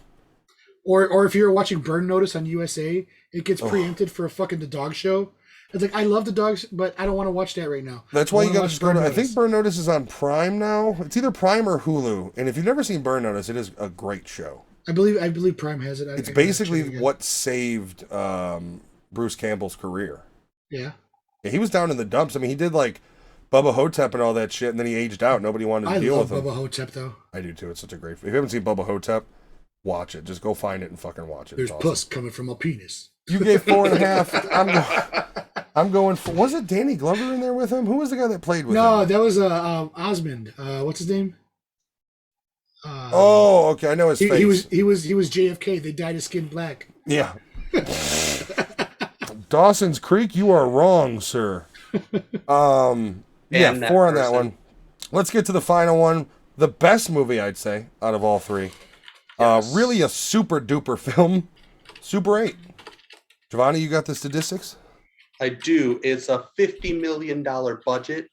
And in US and Canada, it did a whopping 127 mil. And gross worldwide, 260 mil. I'd say Did you know $10 million of the budget were the strobe lights? I believe it. Shit. That's not a fact, but this is one of the first J.J. Abrams movies. Like, he did this, and people were like, oh, I like the light strobe effect. And then he did Star Trek, and people were like, I'm fucking tired of it. Like, no more of it. Like, by that point, they were like, I don't want to see him anymore. Because then video games started doing it. Real quick, I butchered the name. It's Ozzie Davis. Sorry. Yeah, I know his face. I didn't remember his name. Yeah. But straight up, go ahead, Giovanni. So it made worldwide 250 so 5 times gross worldwide, a 5 times budget. And 127 mil in US and Canada. I mean, that's good, but was that great back then? We're talking at a point where movies were still fucking, I mean, movies were making how much? I don't know. $50 million budget with a $260 million worldwide? Yeah, but the problem is you're looking at a domestic box office of under 140 mil, which is still good, but I mean, you've made money even if you include double for marketing. But with that, like, what? I mean, it's a success, but is it a screaming? I don't know. I don't know how they treated it. I wouldn't probably. If we're talking marketing, it's probably not a screaming success. Okay, not which like is overly successful. I wish it would have done better because it's such a good movie. It really is. I mean, it's a fucking amazing not only that, movie. but like the actual transfer of the movie, crisp. I watched the 4K. The soundtrack, like when that train rolls through, if you had your stereo pumping or your nice headsets on, like holy fuck. Yeah. Mm-hmm. That whole scene is intense because of the soundtrack. Watch it on mute. It's like, what the fuck is this? I have 18 driver headphones. There's 18 drivers in each. Yes, that you stole from the aliens. Yeah, not all of us worked at a fucking headphone shop. Sorry. I actually didn't buy them. I did win them. They're $3,000 headphones. I used them to watch this movie in 4K. It was amazing. You had tissues next to you, didn't you? I loved it. Yeah. That was for his nose when it started bleeding because it was fucking hurting his brain. Right. Yeah, I was just watching the movie and then I started spitting up blood. I didn't know what the fuck was going on. I had some Pepsi and I think I'm fine. I don't know why. Yeah, brag much, Vet says. Yep. Braggart. I didn't pay for them. His closet sounded good, right? Yeah, we watched it in the living room and we had it on fucking cranked mode. Like, we were fucking repping it because it's just such, you have to. Like, if you haven't watched Super 8 and you have the capability, turn it up. Like, it's just that it was so loud that Matt's dad came downstairs and Matt and Jen are just in the wall. Yeah, like, it's great. We're okay. I got it. Sound just blasting from the television. He wouldn't know, man. He's upstairs vacuuming the floor. Yeah, right. So the funny thing is, my brother's right above where we have our living room, and he's constantly making fucking noise. Like, whether he's playing something or watching something or, you know, Humpty Dumptying around his fucking room. And so every now and then, when we really want to crank it, it's like, because he doesn't have a subwoofer, but I do. And that motherfucker will go. I have it turned down to just a bit. Just a bit. Because it's, I mean, for a little subwoofer, it just fucking cranks it out. And then it distorts it out of the mix. But, so every now and then we watch a movie and it's just like, it's Saturday afternoon. Fuck them. And it's just like, full, and that's how we watch this, full on, and that's the only way to watch this movie. You have a 9.2 system in the theater room. Watch this movie on that, dude. Like, if you haven't seen it, watch it with the wife. Bring over Damsel, watch it with her. Like, it's a great movie to watch with your kids, your wife, your family, because it is a fun movie. It's a somewhat it's a feel-good movie. There's some rough scenes, but it's PG-13. There's some rough for PG-13 scenes. But it's such a good movie. Like, this is one of those movies where, like, I when I showed it to, like, we need to watch this. I think we saw this in theaters, right? Super 8? Yeah. And really, like, that is one of those movies, like, how it's like, you should see it in the theater. Or your 9.2 surround sound system in your theater room. But yeah, no, fucking watch it with all of them and blast it. Do you have Enjoy. cup holders in your chair, Vet? Right? Talk about braggart. Holy potato. This movie is essentially... this movie is, if you wanted Stranger Things compressed, that's what this movie is. Or if you want to know what Stranger Things ripped off of, watch That's true too. Yeah, definitely. Yeah, Stranger Things. Well, I mean, this movie rips off Stand By Me. Yeah. Okay. Yeah. Let's be fair, but it's not like ripping off. It's ripping off the dynamic about a bunch of young kid friends who go on a crazy adventure. Hey, so it's not see a dead body. Yeah, shit you like know. that, yeah. TV is 4K. Says once again, bragger. Vet is literally whipping his dick on the table, and I can't allow that, Vet. So what if I have a 13-inch black and white Panasonic? Okay? Panasonic? It's great. I got it off Amazon for $47. That's what we watch everything on. Even though it's black and white, it's still fucking amazing. Willy Wonka, 4K, didn't know it was in color. I've just been watching on my 13-inch black and white the whole time. No idea it was a color movie. No idea. One thing that is black and white that I don't really love colorized is the Three Stooges. Yeah. Yes. Like, it's cool to see it, but I always end up going back to the black and white ones. Like, it's just a little weird black and white to me. Three Stooges. I do watch. Oh my God, what's his fucking name? I don't know. Svengoolie? His name. No. Top hat, little mustache. Usually quiet. What is streamer actor? It's the actor. He usually does comedy. He's a silent one in the. Oh, Penn and Teller from Penn and Teller? No, not Penn and Teller. Fuck, I always forget his name. Oh my God! Because God. I do enjoy him very much. What are we talking about again? It's a comedian. Charlie Chaplin. Like Charlie Chaplin. Oh, Charlie Chaplin. Okay, so everybody loves Charlie Chaplin. Please, go look into Buster Keaton. You are not familiar with Buster Keaton. Go look into Buster Keaton. He is. You talk about actors doing stunts. Go check out. Like, Chaplin was cool. Buster Keaton was the thrill seeker. But yeah, no, it's it's hard to, because the story isn't huge in this movie. A lot of it is character acting. Yeah. A lot of it is the drama between, and that's the other thing, is this movie's multifaceted. Basically, the premise is these kids, they're all friends. They want to film a movie. They go down to the local train station to film it. So when the train's passing by, they get the train in the shot. It's all dramatic. And actually, the kid who's directing has got quite the eye. Like, if I'm that kid at that point and he's annoying as fuck, but yeah. Oh yeah, he's also. I feel bad for him. He just wants his movie. But not only that, but by the end of the movie, like he's also in love. He finally lets it out that he's insecure because he's overweight, and why would she like me? She likes you, and he's your typical, and the funny thing is, like, he's probably the fat kid. Like, back then there wasn't that many fat kids. Like, every class had maybe one, and so he's it. Let's be real, and that's where a lot of that's the thing is this movie brings up is it's not just anyways, the train gets stopped by a pickup truck, terrible collision ensues, and they don't show it for a while, but something that train was carrying has been released, but the rest of the movie is that pickup jumps in the tracks and that's really the background of the movie though, which I love. Like, that's the main story, but then you have the kids dynamic of they're all friends and they're all kind of traumatized from what the fuck just happened. One of the teachers was the reason the train crashed, and that's the conspiracy of the alien element. And then you find out that he's also got a connection with the alien. That's why he caused the accident. And and then you later find out that if it touches you, you do. Oh, we forgot to mention the whole movie. I mean, it starts with basically a funeral. Mm-hmm. And one of the main characters, the young boy, his mother had just died from a accident that occurred at the factory she was working at. Yep. What happens is the one guy calls off his shift because he was drunk. The mother goes in. She dies from an accident, and she does a double. Yeah, a double. And then the one of the policemen in the town is the husband, who is one of the main characters. Who, by the way, this movie revived his career. This. Yeah. And King Kong, the Jack Black one. You didn't see shit from this fucking guy for like almost a decade. Remember, he was on early edition? And then you didn't see shit. Then he's in King Kong and this, and then you start seeing him in the Friday Night Lights show, which really propelled him because that show was fucking super popular. So this movie was really helpful in helping build his career up. And I like him. I think his name's like Kyle Chandler, I believe. Kyle Chandler, yeah. Yeah, right. I met him. I still legitimately remember meeting him too, and I was so young. It's funny.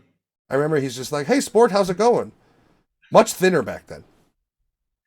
Yeah. Did he use the words "Hey, sport"? Yes, I'm telling you, that's my legitimate fucking memory. My dad made me go meet him. It was one of those things where I was like, "Hey, it's the guy from Early Edition," because that's how I talked as a child. And my dad was like, "Well, let's go meet him." And I was like, "What? No." He's like, "Yeah," and he basically like pulled me the whole way because I got all like little kid nervous.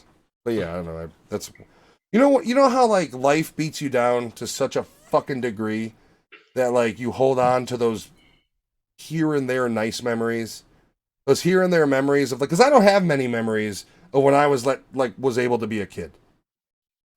My childhood wasn't nice, so like those memories. As silly and stupid as they are, hold weight for me. I appreciate them. Because the rest is all darkness. What is your guys' favorite element to this movie? Is it the creature story? Is it the kid's relationship? Is it the father's relationship and his grieving process? What hits you best on this one? Because there's so many different elements that blend so perfectly together in this movie. For me, I think it was the kids, the interaction of the kids between each other and the friendship that they had. That was kind of cool because with me, it kind of reminded me of when we were friends. Because a lot of the kids moved away at such a young age because shit just started getting too pricey around here, or the games got bounced out to a different school or gang activity, or yeah. So there was a group of kids where we actually used to go hang out over by the woods, by the lake or by the river. And we would pretend like we're investigators. We'd find these bones, and we're like, "Oh, these are sacrificial bones." Turns out that it was the people buying chickens that are roasted, and they're over there eating it because they're $5 chickens and whatnot. And they would just throw the bones. Are you talking about the what woods? No, by the river. Oh, what do they call them now? Clark Park is what they used to call it. Yeah. It was also called the Veto Course. Everybody went there. And they did find bodies in that little stretch of woods. Oh, I've never seen that, but. I'm glad you never came across one, but I'm pretty sure it's actually a bike park now. Yeah, it's got all kinds of fucking things. Dude, there. I remember when they first put that in, and everybody wanted to go to it, but it wasn't like now it's a legitimate ramp place. Yeah. And back then it was like, no, we piled the dirt high, and it's like, you want my fat ass to jump that, break my bike, and go out to tell my dad I broke my bike jumping? Like, you want to see me again? That's not fucking happening. Like, no way, Jose. So I was the fat kid. I was like, I'll ride around. I'm not doing any fucking jumps. But that's one of the things that I liked about this movie is it reminded me of how, as a kid back in the 80s, you were able to actually go do things. Yeah. And not have to worry about shit. That was the nice thing about this is there is no cell phones. Like, the period is perfect because, like, there's still technology. Like, you have your 80s kind of booming of technology, but it's not where we are now where everybody's just, everything is... Including me. Oh my god. Me. I mean, what do you... here's the thing, right? And maybe this is what part of being an... What else are you going to fucking do? Like, I read, but beyond, like, reading, staring at yourself, or watching fucking YouTube, when it's 1:30 in the... What are you going to do? I think in today's age... Send text messages. I think our generation, we were able to be out there and develop hobbies. Like, we have hobbies. And now I see kids from this generation, like, and I see my cousin, my nieces. Their hobbies are Pokemon Go and they're like, we'll sit there and like, I'll do a little doodle, or I'm reading a book, and they're like, I don't know what to do, and you're like, fuck you mean, dude? Well, get a hobby. One of the things Jen and I try not to do, like when we're out to dinner or something, is look at our phones, because like you look over and you do see those couples that are just. That's my wife. It drives me insane. And I'm very grateful that Jen is not one of those girls that's like, Instagram photo of my food, because I would smash it every fucking time. As soon as I saw this, I would screw it up somehow, just to be a dick. Stick your finger in the food. My germs, my strong hand. This is my strong hand. It's my strong hand. Mashed potatoes. I told you guys the That's story still about disgusting. our Cheesecake Factory experience, right? Uh, So Maybe you did. we sit down, Cheesecake Factory. It's darkly lit, like it's dimly lit. There's not much lighting. this was your anniversary? Well, no, This was your- we went there. Was it our anniversary? just a we went couple there? weeks ago. Yeah, it was for the anniversary. Yeah, We'd never been anniversary. there, and it was either that or we were going to try to get reservations to. There's a really good Cajun Creole place that's like it burned down at one point, and now it's like a cafe up version of it, so it's even smaller and harder to get back, into baby. because it's so good. But so yeah, we decided to go to Cheesecake Factory. It's dimly lit. So this older woman has her phone out, flashlight, looking at the menu, which was fine. Oh, okay, I remember. I'm now. not mad at you for doing that. I get it. You're old. It's dark. Cool. No problem. But then it becomes like she's got flashlight still on in this direction to us. And Jen has sensitivity to strobes and shit and motion. And I'll be honest, pre-pandemic, because I know what I look like, I know my size, I really don't say anything. I don't want to come off as like, God forbid somebody goes, oh, you're a fucking racist. And it's like, I asked you not to yell in a restaurant. Like, I don't want that to happen. So like, but at this point, it was getting, the fucking light was getting strobed on us. And I was like, can you please not do that? Your flashlight's on. And I think even Jen was like, oh wow, he actually did say something. Because normally I'd be like, I'm pretty tolerant. Matt, I think from now on you should get some Alka-Seltzer, keep them in your pocket. Do when you the go places eraser like that, thing. and then just fucking throw it in your mouth and throw yourself on the floor. When shit like that happens, And get be like, arrested. What the fuck was that? What the fuck just happened? Oh, all I remember was somebody asshole had a flashlight on. Hit me in the eyes. You want to see Taya? Get on it. I'll fucking jumpstart it. Your meal's comp, sir. I'm sorry about that. Yeah, I'm gonna need some definite alcoholic beverages to wash down this seizure foam. I need one of every cheesecake, please. Put it on their tabs. It's the only cure. More cheesecake. And she's like, say what? I'm like, bitch, you just gave me a seizure. Anyways, I would love the turtle cheesecake. We do the cheesecake. One of we each, had please. I feel like when you It's go there, the carrot cake cheesecake for me. dude, there's too many. It's too many, and I'm too Cheesecake. fat. I can't try them. So like, I'd recommend when you go there, don't eat food. Just eat slices of cheesecake. Just sweater. Slices of cheesecake. Skip the dinner and try 4 different slices of cheesecake. It'll fill you up, and you'll probably die of some sort of sugar coma. Yeah. When my mother, Giovanni's grandmother, when she was alive, she loved cheesecake, but it would always make her go straight to the bathroom. Yeah, the lactose in it. So Vet says She they would need more have- items. I but- thought the but she- menu items were pretty extensive. I mean, they got Italian, they got fucking like Mexican dishes. There's a whole bunch of shit on that menu. Jambalaya is She- what I had because I'm She a wasn't basic bitch. lactose intolerant. I think it was just the cheesecakes, the way it was made. Oh, Something about the cheesecakes. have you ever made your own cheesecake? No, but I don't know how to do somebody- it well, so it never turned out well for me. My It was cousin's never what it, cousin's you know. father, he used to make cheesecakes for us every year, and he made one year, and he as he got older, he forgot to pull the plastic out from the Ooh. crust, And he and warmed he it. made it, and he sent it to his daughter, and she was cutting into it. She couldn't realize why she couldn't get down to the bottom of the crust. When she pulled it to the side, she saw the plastic was still down there. And that's when she realized maybe my dad shouldn't be cooking anymore. Vet said 120 versions of cheesecake is not enough. God damn it, that is a fight I'm gonna get behind. Let's go storm a government building demanding more cheesecake varieties. At a certain point, Cheesecake Factory's just like, what do you want us to make? We got every This fucking world cheesecake you needs can more think of. We got, cheesecake. I don't know what to do. We even got cheeseless and sugarless cheesecakes. I don't know what to do. They don't, by the way. Or else I'd order like 6 pieces of that. If it's good, I mean, it's sugarless or something. Why not? Fuck, I don't care if it's killing me from the inside, as long as it's not sugar. So I will say about this movie, there is one. So they make the storyline of the old man and the guy who called off that day a big deal in the beginning. Right. He essentially disappears mid-movie. Yes, It he does. focuses all on the kids, and I'm not a big fan of him disappearing because then he never gets with the kids until the end of the movie again. Like, he becomes fundamentally useless after he gets kidnapped and doesn't do a whole lot after that. You're talking about Kumquat the dad? cheesecake? The- Isn't the kumquat a dad flower? or- The Yeah, dad, the dad. yeah, the girl's dad. Yeah. Alice. Well, no, Alice's look, father. even the sheriff, after he gets kidnapped, you don't see him again until he gets the other father from the facility, rescues him, and then they meet him at the end where the alien's rebuilding his ship. The sheriff, yeah, there's scenes in the movie where the sheriff is running around town, but I think they make a choice to sprinkle him in a way that doesn't work to explain that very well. Yeah, I wanted more. Like, I kind of wanted to see him behind the scenes fucking shit up. Like, doing some sabotage, whatever he's got to do. Being more of a hero type character versus... Yeah, like, that was the thing is they built him up to, like, he's going to be the hero, and then he really isn't. It made the kids more of the hero.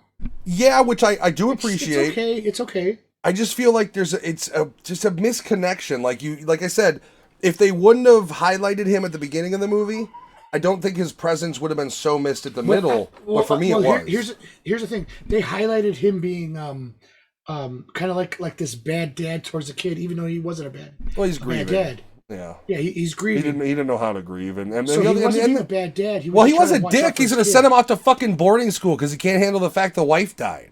Yeah. Mm-hmm. That is a dick thing to do. I think that's what they were doing with that dad. Like even the father in Jumanji's like, you don't have to go to the boarding school. Don't worry. Like even he was like, it's okay. I love you, son. Like what's up with this asshole? But that's what they were doing with the girl's dad too. Was he's an alcoholic, but he wasn't that bad. He still cared about his kids. He took care of his kids. He just had a drinking problem when he was at home. Mm-hmm. Hi, Nikki. Yeah, I'm glad they didn't give him the alcoholic thing and they left it on the other father. Because even he wasn't really he was a bad dad in classical terms, but like he wasn't a piece of shit. He's another one who's grieving and incredible guilt. He was a functioning alcoholic. He blames himself for the death of, and he even says to him, that's why he showed up at the funeral. Yeah, right, and that's the whole thing. And then when they have that, and I'm glad they have that moment because he tells him, he's like, I wish it could have been me. He's like, I'm sorry, I wish it. And you finally have the sheriff who's finally kind of like, it was an accident. Like that moment needed to happen. But did it not feel hollow? I mean, they're in the fucking car. It gets 2 minutes of screen time. Like, you couldn't have had a little bit more. You couldn't have had it like, here's a lonely guy talking to another lonely guy because his wife left him and they bond over the fact that all they have is their kids and their work. Like, there should have been more to it. There should have been a little more dialogue in between there. Yeah, like a bigger connection than I guess I don't hate you anymore. Like, I would have loved to see. The movie was almost 2 hours long. There could have been a little dialogue. Like, yeah, give them a friendship. Like, make them. Like, they don't have to be best buddies, but let them bond over both of their grieving. Make it believable. Yeah. Because it wouldn't have been that fast. Because if it's you and me and we're going to save our kids, like, it's not going to be a 5-minute car ride. By the way, 2 of the coolest scenes in this movie, the gas station and the fucking bus attack. Which one's gas station? Where the sheriff gets wiped out. Or first kidnapped. In the background and it's getting all destroyed. Yeah, like, that scene's amazing. And that was a scene in the trailer where it was like, oh, what the fuck is this movie? This looks awesome. Because that's when they still did trailers well. They don't do trailers well anymore. Trailers are either too short and don't show anything you care about, or too long and show too much. Yeah, there's no more the whole fucking movie. There's no more in between of just like that. Like certain movies. There's no more piquing your interest. It's all about this is why you should be here. Go back to 1997, because before then trailers were a little too cheesy. Like even 97. I mean, go look at the trailer for Dark City. In a world of fucking where they can create things with their mind, and it's like shitty trailers. But 97 to like 2010, 2008 or 10 had awesome fucking trailers. Like you wanted to watch those movies because they showed you enough, but you got no story, and that's why I'm 100% pro not having shit from the trailers in the movie. I used to love when they would have scenes that they cut and they'd be like, that's for the trailer then. Because you get those scenes and you see them over and over through commercials, especially at that time. So the whole deleted scene thing wasn't, I love that, but they don't do that anymore either. And if they do, it's like Morbius, where it's like the fucking Marvel was like, you get rid of Spider-Man in this movie now, okay? This is a piece of shit. We've seen it. Everybody agrees it's a piece of shit. You remove any Marvel references. This is a one-shot that within 3 months never existed. We'll put it on Disney Plus a year from now. Like they don't want anything. Look what they did with the Eternals. Same thing. The Eternals made me angry. Do you think Jared Leto should not fucking do anymore? I think Jared Leto should find a big stick and go fuck himself with it. Did you hear what he did on set, where he was stayed in the crutches? No, Yeah, where he stayed in walked the around in crutches and in the 45-minute bathroom breaks. What? Yeah, because he didn't want to break character. Go fuck yourself. Yet everybody Come hates on. Chris Pratt. Chris Pratt shows up to his job, does a little Instagram video about his snack because he's starving because he's 45 and needs abs. And I like people those videos, fucking by the way. hate him. I like those videos. They were great. Yeah. But and Jared isn't it- Leto's, Jared Leto literally came out of a fucking, like, Island. rehab or whatever he was in the middle of the desert, some fucking pompous ass place, and is just like, There's a pandemic. What's COVID? I haven't had a cell phone. You know how much money you have to independently fucking have to disappear for 6 months and then just come back to society? Shitloads. Yeah, like, that is such a privileged fucking thing to be able to go off the grid for people knew where the fuck he was. Manager, assistant, they all knew. Like, you know how much money you have to have for that? He is already a cult leader. It's called the fans of his shitty band. Hey, that band's not that bad. Yeah, they're not good. They're not good, but they're Yeah, not that fuck bad. Jared Leto. I mean, and that's what when I bitch about Hollywood, that's what I'm bitching about. Like the Oscar, Don't the drink Will the Smith Leto slap, Kool-Aid. it's just fucking tone deaf. Like the fact that he got up and thought it was okay to go slap somebody, assault a person on live TV shows you they don't live in reality. Neither does Leto. There's no reality to coming. He was at a resort for 6 months somewhere and comes out of it. And I was in a tranquil BOP. It's like movies in the 90s made fun of those people. Didn't really what's his did. name from The Flash just do it too? Ezra Miller has been known Ezra to be a Miller. fucking piece of shit, okay? Yeah. He got arrested for assault. Yeah, he threatened to murder an old couple. The Grinch Girl has a better rock band. The Grinch Girl has a rock band? From Little, the Grinch movie? Katie Sue or whatever the fuck her name is? I didn't know that. Oh, Is it that's metal? kinda- Because if it's fucking puss female rock, I have no interest. Nothing against Is if it that's your Lindy thing. Suhu? Like, you know who actually had Cindy a Lou Who, yeah. Yeah, Cindy Lou shitty Who. quote-unquote metal band? Alopecia. Yeah, Jada? you ever want to hear a terrible wannabe metal band? I don't even remember what it's called because it's so bad. Look it up. It's fucking garbage. Like her. I'm gonna call her Alopecia from now on. That's her code name. Oh, She's a cobra, by the way. She's no Joe. She is. She's no joke. She can fit into the Storm Shadow fuck. helmet because there's no hair to fucking up. Get it? By the way, when just I put her in Destro because she's already got that flat surface. and here's the thing, like I get it, women are more insecure about hair than men. I understand it, but like, I don't She's know. been shaving her head since fucking when? I look at it like, because I've been actually going back and watching the videos from the Red Door and shit where they have she's the singer for the Pretty Reckless. No shit, that's cool. There's I think 2 songs I'm okay with from them. Hey man, have you listened to Creed's first album in a long time? That album still kicks ass. Everything else is, Isn't Creed gospel too? No, Aren't they see on that was the thing. So Aren't they on the they're gospel? not a Christian rock band. So the first album from Creed, all of those lyrics are about Scott Stapp basically losing his relationship with his heavily religious father because he didn't know where he wanted to go. That's from the second album, but that's what all those lyrics are. The first album's a great album. The second has, I like What If off of it, and then Weathered I like Bullets. But other than that, they went really downhill. But the first album still kicks ass. And it influenced, them and Pearl Jam influenced that whole... Oh, scene. God. And I like it, but I don't like and he's drunk off his ass most of the time too, because he's a fucking alcoholic, or he was at least. But then the guitarist Mark Tremonti leaves fucking Creed and goes Alter Bridge, which with Miles Kennedy is like the most success. He's more than Creed. Don't you talk shit about Creed's first album, but I'll fight you. Go listen to it. You know I'm right. When you get in the car, put it on. Before you know it, you'll be singing along. Man, This keep is my what they tell motherfucking Creed me. out of your motherfucking mouth. Keep my What's motherfucking this Creed. life? Out your motherfucking Oh. mouth. You'll be singing in the car before you fucking know it. It's the way. That's how Creed works. Same thing with Nickelback. Oh boy. You hate no. Nickelback? Everybody hates Nickelback. Throw on it and then just start of your drive, put on a Nickelback album, you will get to a fucking song you recognize, and even if it's not out loud, internally you will be singing the fucking lyrics with you. I guarantee it. You will get to How You Remind Me, and you will go, God damn it, because right before that, you were going, this is how, in your own head. That's how those songs work. So true. Don't talk about Creed's first album, though. Talk whatever you want about the second and third and however many they fucking made. Vet has to go back and see all of our other podcasts before this. Yeah, you think all of these shows are wild fucking tangent filled? It's called ADHD, okay? That's what this is. And it's my podcast, so we're going to have no direction at all. All of my early episodes just go fucking nowhere. Welcome back to the Nerdattude Who Gives a Fuck podcast.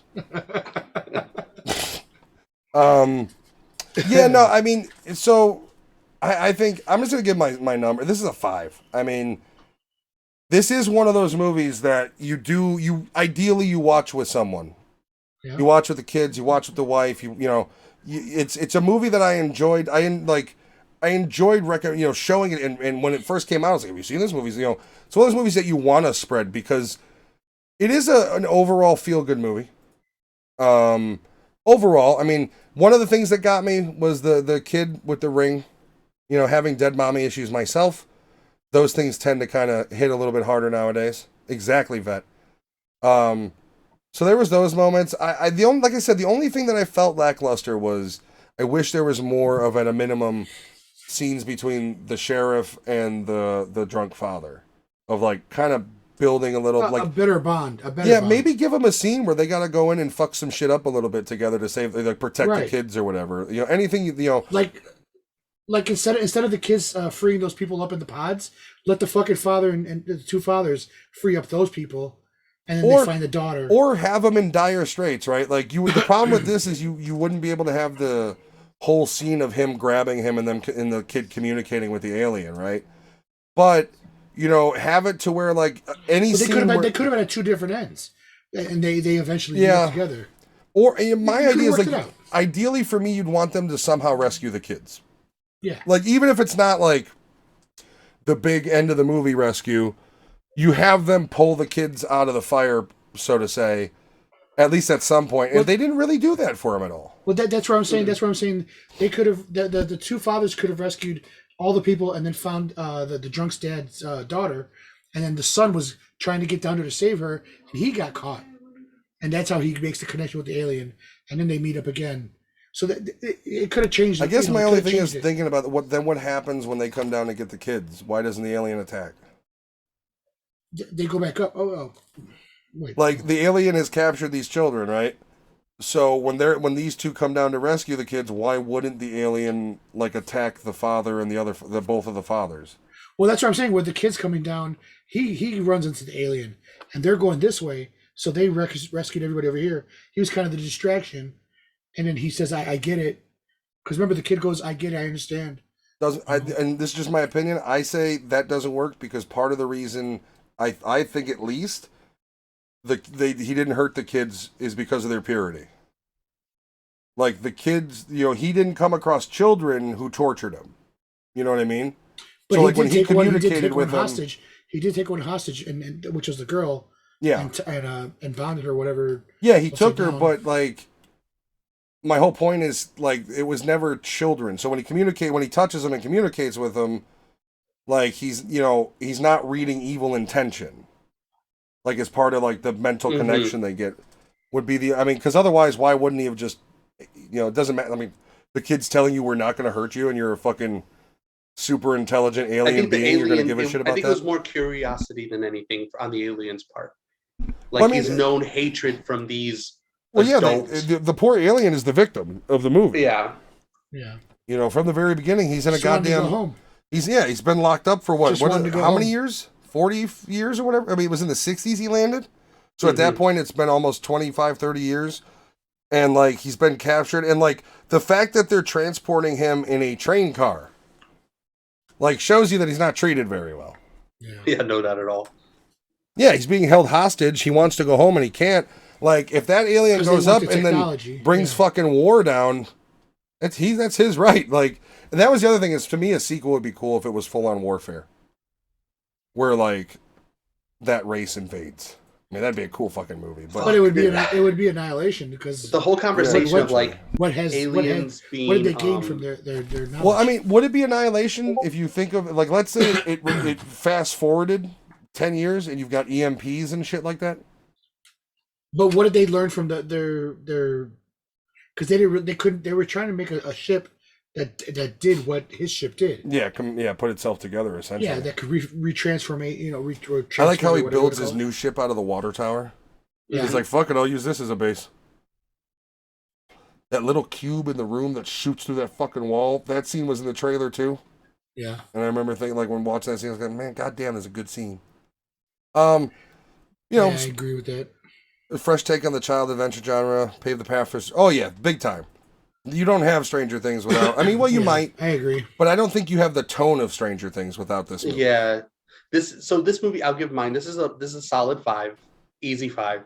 But this movie, like Stranger Things, and they both do it well, I see a lot of people I know from my childhood in this movie. Yeah. It brings back a lot of memories. It hits the nostalgia really well.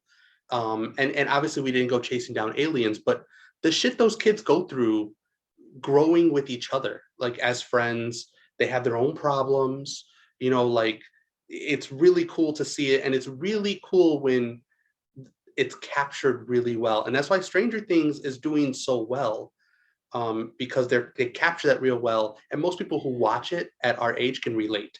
Mm-hmm. So this is why the newer seasons are going to fall flatter, because they're all older. Yeah. Nobody's going to give a shit about 18-year-olds. There is no more camaraderie. They're adults. Nobody sympathizes and empathizes with full-grown fucking adults. The next 2 seasons are going to be hard if they don't go hard. If they try to stick with that quasi-family adventure theme, they're going to shoot themselves in the fucking foot. The next 2 seasons, because of the kids' ages, has to be much more mature, much more violent, much more real. And they've kind of done that season by season, gotten darker. But because of their age, it needs to be a tonal switch completely of just like they've adults tiptoed. Now. They've tiptoed. And if they don't, it's going to fall flat. If they don't advance the maturity of the storyline, they're going to be fucked. And I want to know what happened to what's his face. If you're okay, I'll go next. Yeah, go ahead. So for me, this is also a 5. This movie encapsulates what was the end of your generation and my generation, of how we were able to actually go out and do things and have fun and not worry about a fucking internet predator or fucking... Perfect example, when the kid goes to leave and shit's starting to go down, the father's like, you're going to be at so-and-so's house? That's all they needed to know. It was, you're going to, yeah. When I would come over, you're going to be at Giovanni's? Yeah. Okay. Yeah. So that's pretty much that was the end of our generations. And I'm like, what? But I'm like fucking 16 years older than you, Giovanni? 18 years old? I don't know. Anyways. You're just over a decade. I'm going to be 35 this year.